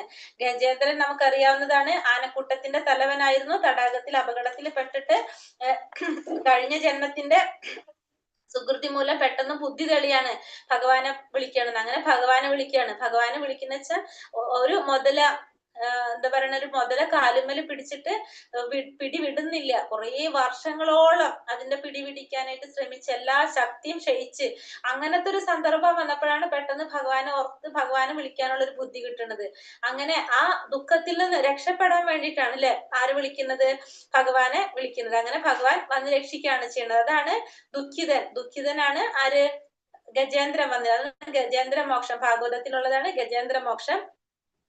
പിന്നെ വന്നിട്ട് ദ്രൗപദിയുടെ വസ്ത്രാക്ഷേപ സമയത്തും അങ്ങനെ ഒരു ഇത്രയും 5 പാണ്ഡവര് 5 ഭർത്താക്കന്മാരുണ്ടായിട്ടും ഇത്രയും എന്താ പറയാ ദുര്യോധന സഭയിൽ ആരൊക്കെ ഉണ്ടായിട്ടും എന്താണ് ദ്രൗപദിയുടെ രക്ഷിക്കാനായിട്ട് ആർക്കും സാധിച്ചില്ല. അപ്പോഴാണ് ദ്രൗപദി ആരെ വിളിക്കുന്നത്? ഭഗവാനെ വിളിക്കുന്നത്. അപ്പൊ ദുഃഖിതർക്ക് എക്സാമ്പിൾ ആണ് ആരൊക്കെ? ഗജേന്ദ്രനും അതുപോലെ തന്നെ ദ്രൗപദി. പിന്നെ നമ്മൾ ആരെ പറഞ്ഞത്? ദുഃഖിതൻ വന്നു. അത് കഴിഞ്ഞിട്ട് ജ്ഞാനി എന്ന് പറഞ്ഞിട്ടുണ്ടെങ്കിൽ ശുകദേവ മഹർഷി അമ്മയുടെ ഗർഭത്തിൽ ഇരുന്നിട്ട് 16 വർഷമാണ് അമ്മയുടെ ഗർഭത്തിൽ ഇരുന്നത്. കാരണം ജ്ഞാനിയാണ്. ആ ജ്ഞാനം നേടിയത് കൊണ്ട് അദ്ദേഹത്തിന് ഈ ഭൗതിക പ്രകൃതിയിൽ വന്നു കഴിഞ്ഞാല് മായ പിടിക്കുന്നുള്ള ഒരു ഒറ്റ കാരണം കൊണ്ട് എന്താണ് അമ്മയുടെ ഗർഭത്തിൽ നിന്ന് പുറത്തു വരാതിരിക്കുകയാണ് ചെയ്യുന്നത്. പിന്നെ ഭഗവാൻ വന്നിട്ട് നിനക്കത് സംഭവിക്കില്ല, നിന്നെ ഞാൻ രക്ഷിച്ചോളാന്ന് പറയുമ്പോഴാണ് ആര് പുറത്തേക്ക് വരുന്നത്? ശുകദേവ മഹർഷി പുറത്തേക്ക് വരുന്നത്. കാരണം നമ്മൾ പറഞ്ഞു ജീവാത്മാവ് ഭൗതിക പ്രകൃതിയിൽ വന്നതിന് ശേഷം മായയ്ക്ക് അടിമപ്പെട്ടു പോകാണെന്നല്ലേ. അപ്പൊ അത് മനസ്സിലാക്കിയ ഒരു ജ്ഞാനി എന്ത് ചെയ്യാണ്? ഈ ഭൗതിക പ്രകൃതിയിലേക്ക് വരാനായിട്ട് ആഗ്രഹിക്കുന്നില്ല. അതാണ് ജ്ഞാനിക്കുള്ള എക്സാമ്പിൾ പറഞ്ഞത്. പിന്നെ അടുത്തത് എന്താണ് ജിജ്ഞാസു, അറിയാൻ ആഗ്രഹമുള്ള വ്യക്തി. പരീക്ഷിത്ത് മഹാരാജാവിന് നമുക്കറിയാം, പരീക്ഷിത്ത് മഹാരാജാവ് ഭഗവാനെ കുറിച്ച് അറിയാനുള്ള ആഗ്രഹം കൊണ്ടാണ് ആ ഭാഗവത ശ്രവണത്തിന് ഇരുന്നത്. അതാണ് ജിജ്ഞാസു. പിന്നെ നൈമിഷ്യാരണ്യത്തിലെ ഋഷിമാരും അവരും ഭാഗവതം ചർച്ച ചെയ്യാനിരുന്നത് കൊണ്ടാണ്, ആ ഭാഗവതത്തിനുള്ള ഒരു ആഗ്രഹം കൊണ്ട്. അതാണ് ജിജ്ഞാസുവിന്റെ പറയുന്നതാണ് നൈമിഷാരണ്യത്തിലെ ഋഷിമാരും പിന്നെ പരീക്ഷിത്ത് മഹാരാജാവ്. പിന്നെ വന്നിട്ടുള്ളതാണ് ധനകാംക്ഷി, ധനം ആഗ്രഹിച്ചുകൊണ്ട് ഭഗവാനെ ആരാധിക്കുന്നവർ. ഒന്ന് ആരാണ്? ധ്രുവൻ. ധ്രുവൻ എന്ന് വെച്ചാൽ ചെറിയൊരു കുട്ടിയാണ്, 5 വയസ്സുള്ള കുട്ടിയാണ്.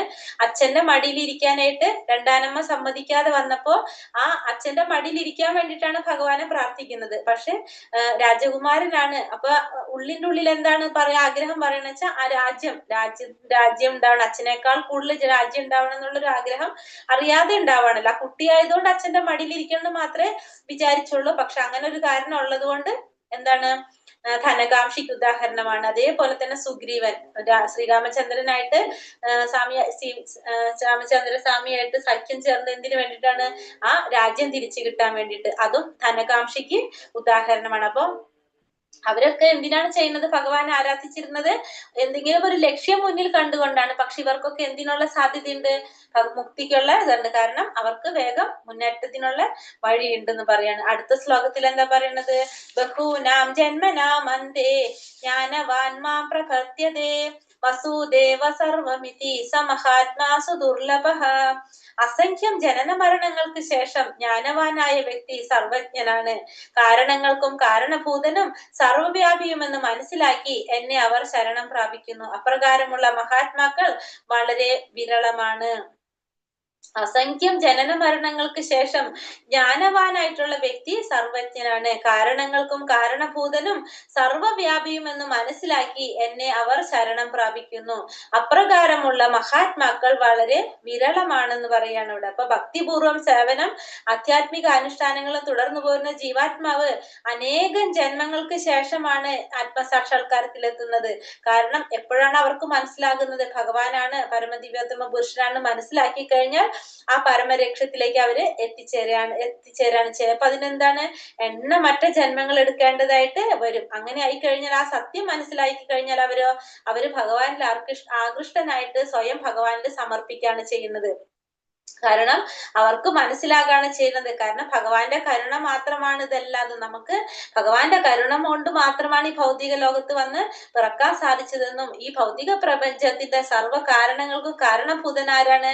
ഭഗവാൻ ശ്രീകൃഷ്ണനാണെന്നും നമ്മുടെ ജീവാത്മാവ് ഭഗവാനിൽ നിന്നും ഭിന്നമല്ലെന്നും ആർക്ക് മനസ്സിലാകാണ്?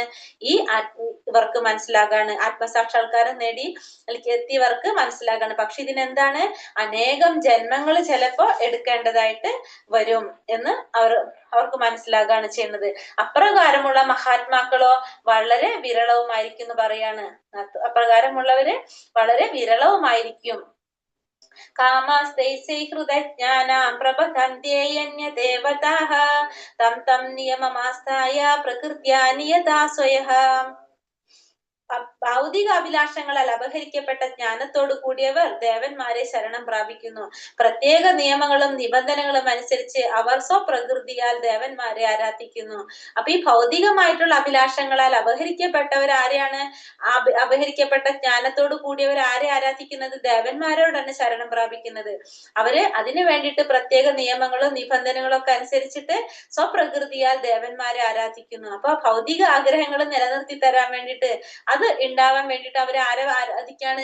അങ്ങനത്തെ ജ്ഞാനത്തോട് കൂടിയിട്ട് അവര് ഭഗവാനെ ആരാധിക്കുന്നതിന് പകരം ദേവന്മാരെ ആരാധിക്കുകയാണ് ചെയ്യുന്നത്. അല്ലാത്തവർ ഈ ഭൗതിക മാലിന്യങ്ങളിൽ നിന്ന് മുക്തരായവർക്ക് അവരാരെയാണ്? അവര് പരമപുരുഷനെ ഭഗവാനെ മാത്രം ശരണം പ്രാപിക്കുന്നു. പക്ഷെ ആ ഭൗതിക മാലിന്യം മുഴുവനായിട്ട് പോകാത്തവരാണ് സ്വാഭാവികമായിട്ടും അവരെങ്ങനെയാണ്? അവര് ഭക്തന്മാരല്ല. കാരണം അവർക്ക് ഈ ഭൗതികാഭിലാഷങ്ങൾ ഉള്ള കാരണം കൊണ്ട് അത് കിട്ടാൻ വേണ്ടിയിട്ട് അവർ ആരുടെ അടുത്തേക്ക് പോകാണ്? ദേവന്മാരുടെ അടുത്തേക്ക് പോവാണ്.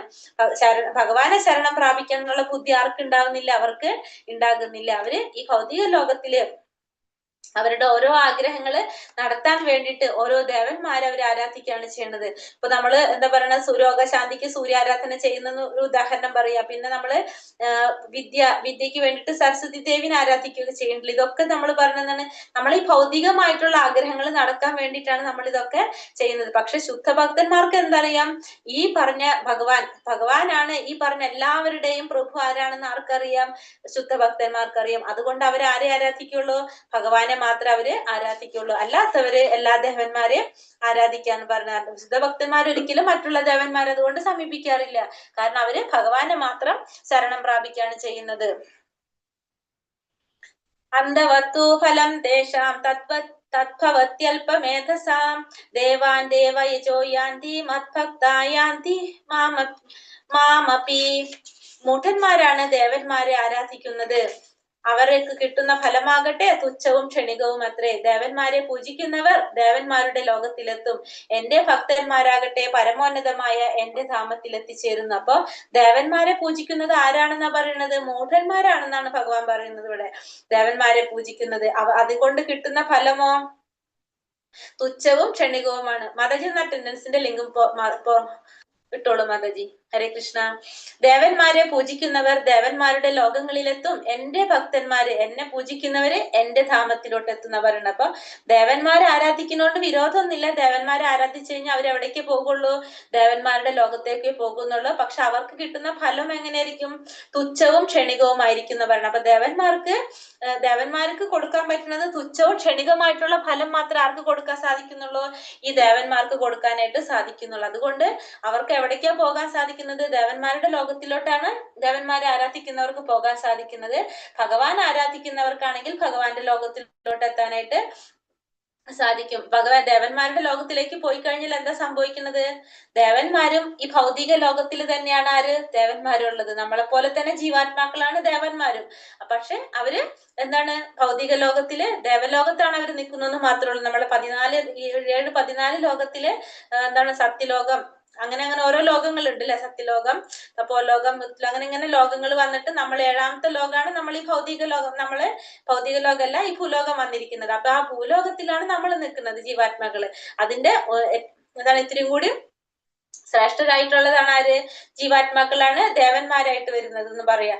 അപ്പൊ ഈ ദേവന്മാരുടെ ലോകത്തിൽ പോയാലും എന്താണ്? ഈ ജന്മമൃത്യു എല്ലാതും ഉള്ളതാണ് അല്ലെ? ജന്മവും മൃത്യുവൊക്കെ ഉള്ളതാണ്. അപ്പൊ അതുകൊണ്ട് അവര് വീണ്ടും തിരിച്ച് ഈ ഭൗതിക ലോകത്തിൽ തന്നെ വീണ്ടും വരേണ്ടതായിട്ട് ചെയ്യുന്നത്. പിന്നെ ദേവന്മാർക്ക് കൊടുക്കാൻ പറ്റുന്ന ഫലങ്ങൾ എന്താണ് പറഞ്ഞത്? അത് തുച്ഛവും ക്ഷണികവുമായിട്ട് മാത്രമേ അവർക്ക് ചെയ്യാനായിട്ട് സാധിക്കുന്നുള്ളൂ. കൃഷ്ണാവബോധത്തോടെ ഭഗവത് സേവനത്തിൽ ഏർപ്പെടുന്ന ശുദ്ധഭക്തൻ സച്ചിദാനന്ദാവസ്ഥയിൽ ശാശ്വതമായി വാഴുമെന്നിരിക്കെ ഭക്തന് സിദ്ധിക്കുന്ന നേട്ടവും ഒരു സാധാരണ ദേവാലയത്തിന്റെ നേട്ടവും എത്ര വ്യത്യാസമാണ്. കമ്പാരിസൺ ചെയ്യാണ്. അപ്പൊ ഭഗവാൻ കൊടുക്കുന്ന സിദ്ധി, പിന്നെ ഭക്തന് കിട്ടുന്ന നേട്ടവും, പിന്നെ അത് സാധാരണ ഒരു ദേവനിൽ നിന്ന് കിട്ടുന്ന ദേവാരാധന കൊണ്ട് കിട്ടുന്ന നേട്ടവും തമ്മിൽ വ്യത്യാസം ഉണ്ടെന്നാ പറയുന്നത്. കാരണം ഭഗവാന് പരിമിതികൾ ഇല്ലാത്തതുകൊണ്ട് ഭഗവാന്റെ വരദാനങ്ങൾക്കും എന്തുണ്ട്? എണ്ണമില്ല. ഒരിക്കലും എണ്ണം ഉണ്ടാവുന്നില്ല. പക്ഷെ മറ്റുള്ള ദേവന്മാർക്ക് എന്താണ്? എല്ലാവർക്കും പരിമിതികൾ ഉള്ളത് കൊണ്ട് അവർ കൊടുക്കുന്ന വരദാനങ്ങൾക്ക് എന്തുണ്ടാവും? പരിമിതി കൊണ്ടുണ്ടാവും. അതുകൊണ്ട് ഒരു ശുദ്ധഭക്തനിൽ അദ്ദേഹത്തിനുള്ള കനിവ് അതിരറ്റതാണെന്നാണ് ഇവിടെ പറയുന്നത്. അപ്പൊ ദേവന്മാരെ ആരാധിച്ചു കഴിഞ്ഞാല് ദേവന്മാരുടെ ലോകത്തിൽ പോകും. ഇപ്പൊ ചന്ദ്രദേവൻ ആരാധിച്ച ചന്ദ്രന്റെ ലോകത്ത് പോകും, സൂര്യൻ ആരാധിച്ച സൂര്യന്റെ ലോകത്ത് പോകും, പിന്നെ ഇന്ദ്രൻ ആരാധിച്ച ഇന്ദ്രലോകത്ത് പോകും, ഭഗവാൻ ആരാധിച്ചു കഴിഞ്ഞാൽ ഭഗവാന്റെ ധാമത്തിലോട്ട് പോകും. അപ്പൊ ഭഗവാന്റെ ധാമത്തിലോട്ട് പോയി കഴിഞ്ഞാൽ വീണ്ടും ഒരു തിരിച്ചുവരവ് ഉണ്ടാകുന്നില്ല. മറ്റേത് ലോകത്ത് പോയാലും നമ്മൾ എന്ത് വേണ്ടി വരും? നമ്മൾ തിരിച്ച് ഈ ഭൗതിക ലോകത്തിലേക്ക് വീണ്ടും വരേണ്ടതായിട്ട് വരും എന്നിവിടെ എടുത്ത് പറയാണ്. അപ്പൊ ഭഗവാൻ ആരാധിച്ചാൽ മാത്രമേ നമുക്ക് തിരിച്ചു വരേണ്ടതായിട്ട് ഇല്ലാത്തുള്ളൂ. അപ്പൊ ദേവന്മാര് മാത്രല്ല, ഈ ജീവാത്മാക്കളും ഭഗവാന്റെ അംശങ്ങൾ തന്നെയാണ്. അപ്പൊ ജീവാത്മാക്കൾ ഭഗവാന്റെ അംശമാണ്, ദേവന്മാരും ഭഗവാന്റെ അംശമാണ്. അപ്പൊ ബ്രാഹ്മണൻ എന്ന് പറഞ്ഞ ആരാണ്? ഭഗവാന്റെ ശിരസ്. ക്ഷത്രിയർ എന്ന് വെച്ചിട്ടുണ്ടെങ്കിൽ കൈകള്, വൈശ്യർ എന്ന് വെച്ചിട്ടുണ്ടെങ്കിൽ അരക്കെട്ട്, ശൂദ്രർ എന്ന് വെച്ചിട്ടുണ്ടെങ്കിൽ കാലുകളുമാണ്. ഇതാണ് ഭാഗവതത്തിൽ പറയുന്നുണ്ട്. ഇങ്ങനെ ഓരോന്നിന്റെ പ്രവർത്തനവും വ്യത്യസ്തങ്ങളാണ് അല്ലെ? വ്യത്യസ്ത രീതിയിലാണ് ഇതൊക്കെ പ്രവർത്തിക്കുന്നത്. അപ്പൊ എല്ലാവരുടെ ആരാധന എങ്ങനെയാണ്? പല രീതിയിൽ നശ്വരങ്ങളായിട്ടുള്ളതാണ്. അതുകൊണ്ട് ദേവന്മാർക്ക് തരാൻ പറ്റുന്ന അനുഗ്രഹങ്ങളും എങ്ങനെയാണ്? നശ്വരങ്ങളായിരിക്കും. പക്ഷെ ഭഗവാൻ എങ്ങനെയാണ്? ഭഗവാൻ നമ്മൾ പറഞ്ഞു സച്ചിദാനന്ദ അവസ്ഥയിൽ ശാശ്വതമായി വാഴുന്നിരിക്കുന്നത് കൊണ്ട് ഭഗവാന് നൽകാൻ സാധിക്കുന്ന വരങ്ങൾ എങ്ങനെയാണ്? അത് അനശ്വരമായിട്ടുള്ള നമുക്ക് അത്രയും ചെയ്യാനായിട്ട് ഭഗവാന് സാധിക്കും, ശാശ്വതമായിട്ട് ചെയ്യാനായിട്ട് ഭഗവാന് സാധിക്കും. അടുത്ത ശ്ലോകത്തിൽ എന്താ പറയുന്നത്? നാഹം പ്രകാശ സർവസ്യ യോഗമായ സമാവൃതഃ മൂഢോയം നാഭിജാനാതി ലോകോ മാമാചമവ്യയം. ബുദ്ധിയില്ലാത്തവർക്കും മൂഢന്മാർക്കും ഞാൻ ഒരിക്കലും പ്രത്യക്ഷനാവില്ല. യോഗമായി എന്ന എന്റെ അന്തരംഗ ശക്തി അവരിൽ നിന്ന് എന്നെ മറച്ചു വെക്കുന്നു.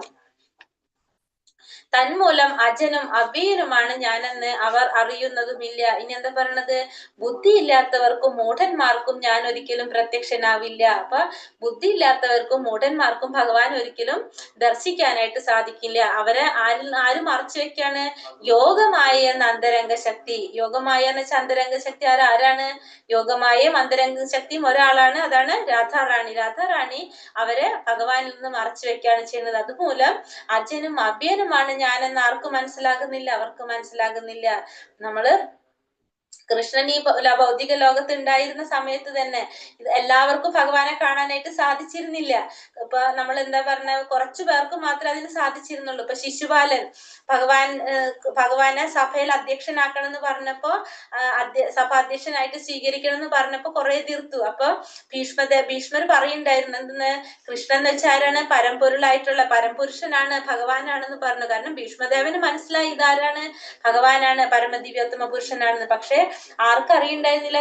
ശിശുപാലന് അറിയുണ്ടായിരുന്നില്ല. അതുപോലെ തന്നെ പഞ്ചപാണ്ഡവർക്ക് അറിയായിരുന്നു ഭഗവാനെ കുറിച്ച്.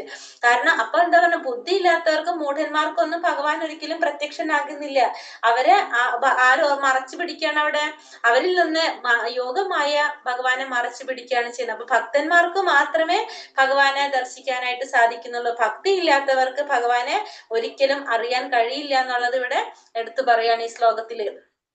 വേദാഹം സമതീതാനി വർത്തമാനാനി ചാർജുന ഭവിഷ്യാണി ച ഭൂതാനി മാം തും വേദാന കശ്ചന. ഹേ അർജുന, പരമപുരുഷനായ എനിക്ക് പണ്ടുണ്ടായതും ഇന്ന് സംഭവിക്കുന്നതും മേലിൽ വരാൻ പോകുന്നതുമായ എല്ലാം അറിയാം. എല്ലാ ജീവാത്മാക്കളും എനിക്ക് സുപരിചിതരാണ്, പക്ഷെ എന്നെ ആർക്കും അറിയാൻ വയ്യ. അപ്പൊ ഇവിടെ പറയാണ്, അർജുന, പരമപുരുഷനായ എനിക്ക് പണ്ടുണ്ടായതും ഇന്ന് സംഭവിക്കുന്നതും മേലിൽ വരാൻ പോകുന്നതുമായ എല്ലാതും അറിയാനായിട്ട് സാധിക്കും. എല്ലാ ജീവാത്മാക്കളും എനിക്ക് സുപരിചിതരാണ്, പക്ഷെ എന്നെ ആർക്കും അറിയാനായിട്ട് സാധിക്കുന്നില്ല എന്ന് പറയാണ് ഇവിടെ. ഭഗവാനെ സംബന്ധിച്ച് പറഞ്ഞ എന്താണ്? ഭഗവാന്റെ ശരീരം അതീന്ദ്രിയമായിട്ടുള്ള ശരീരമാണ്. അപ്പൊ ഭഗവാന്റെ ശരീരം അതീന്ദ്രിയമായത് കൊണ്ട് തന്നെ ഭഗവാൻ എന്താണ്? ഭഗവാൻ ഇന്നത്തെ കാര്യം, ഇന്നലത്തെ കാര്യം, നാളത്തെ കാര്യമൊക്കെ ഭഗവാൻ അറിയാനായിട്ട് സാധിക്കും. പിന്നെ എല്ലാ ജീവാത്മാക്കളിലും ഭഗവാൻ പരമാത്മാ രൂപത്തിലിരിക്കുന്നുണ്ട് നമ്മൾ പഠിച്ചു കഴിഞ്ഞു അല്ലെ, പറഞ്ഞു കഴിഞ്ഞു. ഇപ്പൊ തന്നെ നമ്മൾ പറഞ്ഞു ആ ഇരിക്കുന്ന ഭഗവാന്റെ രൂപത്തിന്റെ പേരെന്താണ്? ക്ഷീരോദകശായി വിഷ്ണു അല്ലെ. ക്ഷീരോദകശായി വിഷ്ണു ആണ് നമ്മുടെ എല്ലാവരുടെ ശരീരത്തിലും എല്ലാവരുടെ ഹൃദയത്തിലും പരമാത്മ രൂപത്തില് ഇരിക്കുന്ന ചതുർഭുജധാരിയായിട്ടുള്ള ഭഗവാന്റെ ആ വിഷ്ണുമൂർത്തി രൂപത്തിന്റെ പേരാണ് ക്ഷീരോദകശായി വിഷ്ണു ആയിട്ട് ഭഗവാൻ ഇരിക്കുന്നുണ്ട്. അതുകൊണ്ട് തന്നെ എല്ലാ ജീവാത്മാക്കളും ആർക്ക് പരിചിതരാണ്? ഭഗവാന് പരിചിതരാണ്. പക്ഷെ എന്നെ ആർക്കും അറിയാനായിട്ട് സാധിക്കുന്നില്ല. പക്ഷെ ഭഗവാനെ ആർക്കും അറിയാനായിട്ട് സാധിക്കുന്നില്ല. ഇപ്പൊ നമ്മൾ ഈ ഭൗതിക ശരീരത്തിൽ നമ്മൾ ജന്മം എടുത്തു കഴിഞ്ഞാൽ നമുക്ക് കഴിഞ്ഞ ജന്മത്തെ കുറിച്ചോ വരാൻ പോകുന്ന ജന്മത്തെ കുറിച്ചോ ഒന്നും നമുക്ക് മനസ്സിലാകുന്നില്ല. ഒന്നും നമുക്ക് അറിയാനായിട്ട് സാധിക്കുന്നില്ല. പക്ഷെ ഭഗവാനാണെങ്കിലോ മുമ്പ് കഴിഞ്ഞതും ഇന്ന് നടക്കുന്നതും നാളെ നടക്കാൻ പോകുന്നതും ഒക്കെ അറിയാനായിട്ട് സാധിക്കും. അതുകൊണ്ട് തന്നെയാണ് നമ്മൾ 4-ാമത്തെ അധ്യായത്തിൽ പഠിച്ചുല്ലേ, എന്താ പറഞ്ഞത്? വിവസ്വാന് ഭഗവത്ഗീത പറഞ്ഞു കൊടുത്തത്. കാരണം ഭഗവാൻ ഏത് സമയത്തായിരുന്നു? ദ്വാപരയുഗത്തിലായിരുന്നു ഭഗവാൻ. ആ ഭഗവാൻ വിവസ്വാനായിട്ടുള്ള സൂര്യദേവന് ഭഗവത്ഗീത പറഞ്ഞു കൊടുത്തു എന്നുള്ളത് എങ്ങനെ ഇത്രയും കാലങ്ങൾക്ക് ശേഷം ഭഗവാൻ അത് പറയാൻ സാധിക്കുന്നത് എന്തുകൊണ്ടാണ്? ഭഗവാന് മുന്നേ നടന്ന കാര്യങ്ങളെല്ലാം ഭഗവാന് പറയാനായിട്ട് സാധിക്കുന്നതാണ്. അങ്ങനെ പരിപൂർണം നേടിയ 1000-ൽ ഒരാൾക്ക് മാത്രമേ ഭഗവാനെ കുറിച്ച് അറിയാനായിട്ട് സാധിക്കുന്നു. നമ്മൾ നേരത്തെ അത് നമ്മൾ മനസ്സിലാക്കി കഴിഞ്ഞു. അപ്പൊ ഭഗവാൻ എന്ന് പറഞ്ഞു കഴിഞ്ഞാൽ എന്താണ്? ഭഗവാൻ എല്ലാവരെ കുറിച്ച് അറിയാനായിട്ട് സാധിക്കും. പക്ഷെ ജീവാത്മാക്കളെ കുറിച്ചും എല്ലാം ഭഗവാൻ സുപരിചിതരാണ്. പക്ഷെ ഭഗവാനെ ആർക്കും അറിയാനായിട്ട് സാധിക്കില്ല. ജീവാത്മാക്കൾക്ക് എങ്ങനെയാണ്? അവരിയ്ക്കുന്ന ശരീരത്തെ കുറിച്ച് മാത്രമേ അറിയാനായിട്ട് സാധിക്കുന്നുള്ളൂ. യേഷാം ദ്വന്ദ്ഗതം പാപം ജനാനാം പുണ്യകർമ്മണാം തേ ദ്വന്ദ്മോഹ നിർമുക്ത ഭജന്തേ മാം ദൃഢാവൃതഃ. പൂർവജന്മങ്ങളിലും ഈ ജന്മത്തിലും പുണ്യകർമ്മങ്ങൾ ചെയ്തിട്ടുള്ളവർ അവരുടെ പാപഫലങ്ങൾ നിർമാർജനം ചെയ്ത് ദ്വന്ദ്മോഹങ്ങളിൽ നിന്ന് വിമുക്തരാകുന്നു. അങ്ങനെ അവർ ദൃഢനിശ്ചയത്തോടെ എന്റെ സേവനത്തിൽ മുഴുകുന്നു. അപ്പൊ പൂർവജന്മങ്ങളിലും ഈ ജന്മത്തിലൊക്കെ പാപഫലങ്ങൾ നിർമ്മാർജ്ജനം ചെയ്ത് പുണ്യ കർമ്മങ്ങൾ ചെയ്തിട്ടുള്ളവർക്ക് എന്താ സംഭവിക്കുന്നത്? പാപഫലങ്ങൾ നിർമ്മാർജ്ജനം ചെയ്ത് ദ്വന്ദ്മോഹങ്ങളിൽ നിന്ന് വിമുക്തരാകുന്നു. അങ്ങനെ അവർ ദൃഢനിശ്ചയത്തോടെ എന്റെ സേവനത്തിൽ മുഴുകുന്നു. അപ്പൊ അതീന്ദ്രിയത്തിലേക്ക് ഉയരാനായിട്ട് അർഹതയുള്ളവരെ കുറിച്ചാണ് ഇവിടെ ഭഗവാൻ പറയുന്നത്. ഇപ്പൊ പാപികളും നിരീശ്വരവാദികളും മൂഢന്മാരും വഞ്ചകന്മാരും അങ്ങനെ കുറെ പേരുണ്ട്. ഇവർക്കൊക്കെ പ്രയാസമാണ് ഇതിൽ എന്തിലേക്ക് ചെയ്യാനായിട്ട്, മുന്നിലോട്ട് പോകാനായിട്ട്. പക്ഷെ ഈ ഭക്തിയുടെ സേവനം ചെയ്തുകൊണ്ട് ഇവർക്കൊക്കെ ഇങ്ങനെ ഉയരാനായിട്ട് ഭഗവാനെ ധ്യാനിച്ചുകൊണ്ട് സമാധിയിലേക്ക് ഉയരാനായിട്ട് പരമപുരുഷനെ ധ്യാനിക്കാനായിട്ട് ഇവർക്കൊക്കെ സാധിക്കും. എങ്ങനെ? ഭക്തിയുടെ സേവനത്തിൽ ഏർപ്പെട്ടുകൊണ്ട് കൃഷ്ണാവബോധത്തിലുള്ള ശുദ്ധ ഭക്തന്മാരോടുള്ള സമ്പർക്കം വഴി, പരിശുദ്ധ ഭക്തന്മാരോടുള്ള സത്സംഗം വഴി ഇവർക്കൊക്കെ എന്ത് ചെയ്യാനായിട്ട് സാധിക്കും? ഉന്നതമായിട്ടുള്ള പരമപദം പോകാനായിട്ട് സാധിക്കും. പരമഭക്തന്മാരുടെ സഹവാസം കൊണ്ട് അവർക്ക് എന്ത് ചെയ്യാൻ സാധിക്കും? എല്ലാവർക്കും പരമപദം പോകാനായിട്ടും മുക്തി നേടാനായിട്ടും സാധിക്കുമെന്നാണ് ഇവിടെ പറയുന്നത്. അപ്പൊ പൂർവ്വജന്മങ്ങളിലും ഈ ജന്മങ്ങളിലും പുണ്യകർമ്മങ്ങൾ ചെയ്തിട്ടുള്ളവർ അവരുടെ പാപഫലങ്ങൾ നിർമ്മാർജ്ജനം ചെയ്ത് ദ്വന്ദ്മോഹങ്ങളിൽ നിന്ന് വിമുക്തരാകുന്നു. അങ്ങനെ അവർ ദൃഢനിശ്ചയത്തോടെ എന്റെ സേവനത്തിൽ ഏർപ്പെടുന്നു. അങ്ങനെ അവർക്ക് എന്ത് ചെയ്യാൻ സാധിക്കും? ഭഗവാന്റെ സേവനം ചെയ്യാനായിട്ട് സാധിക്കും. ഭഗവാന്റെ സേവനത്തിലൂടെ അവർക്ക് എന്താണ്? പവിത്രീകരിക്കാനും പരമപദം പോകാനുമായിട്ടും അവർക്ക് സാധിക്കും. സാധി ഭൂതാദി ദൈവം മാം സാധി യജ്ഞം ച യേ വിദുഃ പ്രയാണകാലേ പിച്ചമാം ദേവി ദുർയുക്ത ചേതസഃ. എന്നെ അറിയുകയും എപ്പോഴും എന്നെ കുറിച്ചുള്ള ബോധം പുലർത്തുകയും ചെയ്യുന്നവർ ഭൗതിക പ്രപഞ്ചങ്ങളുടെയും ദേവന്മാരുടെയും സർവ്വയജ്ഞങ്ങളുടെയും നിയന്താവായ ഭഗവാനാണ് ഞാനെന്നറിയുന്നവർ മരണസമയത്ത് പോലും എന്നെ സ്മരിക്കും. അപ്പം ഭഗവാനെ കുറിച്ച് അറിയുക, എന്നെ കുറിച്ചുള്ള ബോധം പുലർത്തുക, ഭൗതിക പ്രപഞ്ചങ്ങളുടെയും ദേവന്മാരുടെയും സർവ്വയജ്ഞങ്ങളുടെ നിയന്താവാണ് ഭഗവാൻ എന്ന് മനസ്സിലാക്കുക. അങ്ങനെയുള്ളവരെന്താണ്? മരണസമയത്ത് പോലും ഭഗവാനെ സ്മരിക്കും. അപ്പൊ കൃഷ്ണാവബോധത്താലുള്ള അതീന്ദ്രിയ സമ്പർക്കം കൊണ്ട് ഭഗവാൻ ഏത് വിധത്തില് ഭൗതിക പ്രപഞ്ചത്തിലെ ദേവന്മാരെയും നിയന്ത്രിക്കുന്നുവെന്ന് ആർക്കറിയാൻ കഴിയും? അവർക്ക് അറിയാനായിട്ട് കഴിയും. ക്രമേണ അതേ സമ്പർക്കം കൊണ്ട് തന്നെ ഭഗവാനിൽ എന്തുണ്ടാവണം? അവർക്ക് വിശ്വാസം ഉണ്ടാകുകയാണ് ചെയ്യുന്നത്. അങ്ങനെ കൃഷ്ണാവബോധത്തിൽ വന്നിട്ടുള്ള ഒരാൾക്ക് മരണസമയത്ത് ഭഗവാനെ സ്മരിക്കാതിരിക്കാനായിട്ട് കഴിയില്ല. അവരെപ്പോഴും ഭഗവാനെ ഓർത്തുകൊണ്ടിരിക്കുക. അതുകൊണ്ട് അയാൾ സ്വാഭാവികമായിട്ട് എവിടേക്ക് എത്തും? ഭഗവാന്റെ ധാമമായിട്ടുള്ള ഗോലോക വൃന്ദാവനത്തിൽ എത്തിച്ചേരാനായിട്ട് സാധിക്കും. അപ്പൊ അതിനെന്താണ് ചെയ്യേണ്ടത്? സാധി ഭൂതാദി ദൈവമാം സാധി യജ്ഞം ച യേ വിദുഃ പ്രയാണ കാലേ ച ഭീമാം തേ വിദുർയുക്ത ചേതസഃ. ഭഗവാൻ അറിയുക, എപ്പോഴും ഭഗവാനെ കുറിച്ചുള്ള ബോധം നിലനിർത്തുക, ഭൗതിക പ്രപഞ്ചങ്ങളുടെയും ദേവന്മാരുടെയും സർവ്വയജ്ഞങ്ങളുടെയും നിയന്താവായ ഭഗവാൻ ഞാനാണെന്ന് അറിയുന്നവർ, ഭഗവാനാണെന്ന് മനസ്സിലാക്കുന്നവർ എങ്ങനെയാണ്? അവര് എല്ലാ സമയത്തും മരണസമയത്തും എന്ത് ചെയ്യും? ഭഗവാനെ കുറിച്ച് ഓർക്കും. അപ്പൊ ഈ അധ്യായത്തിൽ നമുക്ക് എന്താണ് പറഞ്ഞു തരുന്നത്? എങ്ങനെയാണ് തികച്ചും ഒരാൾക്ക് കൃഷ്ണാവബോധത്തില് ആകാം എന്നുള്ളതാണ് ഈ അധ്യായത്തിലൂടെ നമുക്ക് പറഞ്ഞ് മനസ്സിലാക്കി തരുന്നത്. കൃഷ്ണാവബോധം ഉദിക്കുന്നത് കൊണ്ട് അതുള്ളവരുമായിട്ടുള്ള സഹവസിക്കുന്നത് അതെങ്ങനെയാണ്? അതുള്ളവരുമായിട്ടുള്ള സഹവാസം കൊണ്ടാണ് നമുക്ക് ഈ കൃഷ്ണാവബോധം നമുക്ക് ഉദിക്കുന്നത് തന്നെ. അപ്പൊ ആധ്യാത്മികമായിട്ടുള്ള ഈ സമ്പർക്കം എന്ന് വെച്ചാല് ഒരു മനുഷ്യനെ നേരിട്ട് ആരിലേക്ക് അടുപ്പിക്കാണ്? ഭഗവാനിലേക്ക് അടുപ്പിക്കുകയാണ് ചെയ്യുന്നത്. അപ്പൊ ഭഗവാന്റെ കരുണ കൊണ്ട് കൃഷ്ണന്റെ കരുണ കൊണ്ട് നമുക്ക് എന്ത് കിട്ടാണ്? ആ ഭഗവാനെ കുറിച്ച്, പരമപുരുഷനെ കുറിച്ചിട്ടുള്ള ഒരു അറിവ് ഉണ്ടാവുകയാണ് ചെയ്യുന്നത്. ഒപ്പം തന്നെ നമുക്ക് ആ ജീവാത്മാവിന്റെ അതിന്റെ മൂലസ്വരൂപത്തെ കുറിച്ച് മനസ്സിലാക്കാനായിട്ട് സാധിക്കും. ഈ ഭൗതിക കർമ്മങ്ങളിൽ കുടുങ്ങി പോകുന്നത് എങ്ങനെയാണെന്നും അയാൾക്ക് മനസ്സിലാകാണ്. അതുകൊണ്ട് സത്സംഗം വഴി അല്ലെങ്കിൽ സാധുസംഗമം വഴി കൃഷ്ണാവബോധം വളർത്തേണ്ടത് അത്യാവശ്യമാണെന്ന് ആർക്ക് മനസ്സിലാകാണ്? ജീവാത്മാവിന് മനസ്സിലാകാണ്. അതുകൊണ്ട് താൻ കൃഷ്ണനെ മറന്നു പോയത് കൊണ്ടാണ് ഈ ഭൗതിക പ്രകൃതിയുടെ ഈ ബന്ധനത്തിൽ പെട്ട് കിടക്കുന്നതെന്ന് മനസ്സിലാക്കിക്കൊണ്ട് എന്ത് ചെയ്യാണ്? ഭക്തിയുടെ സേവനത്തിലൂടെ അത് തിരിച്ച് ഭഗവത് ധാമത്തിലേക്ക് എത്താനായിട്ട് ശ്രമിക്കുന്നു.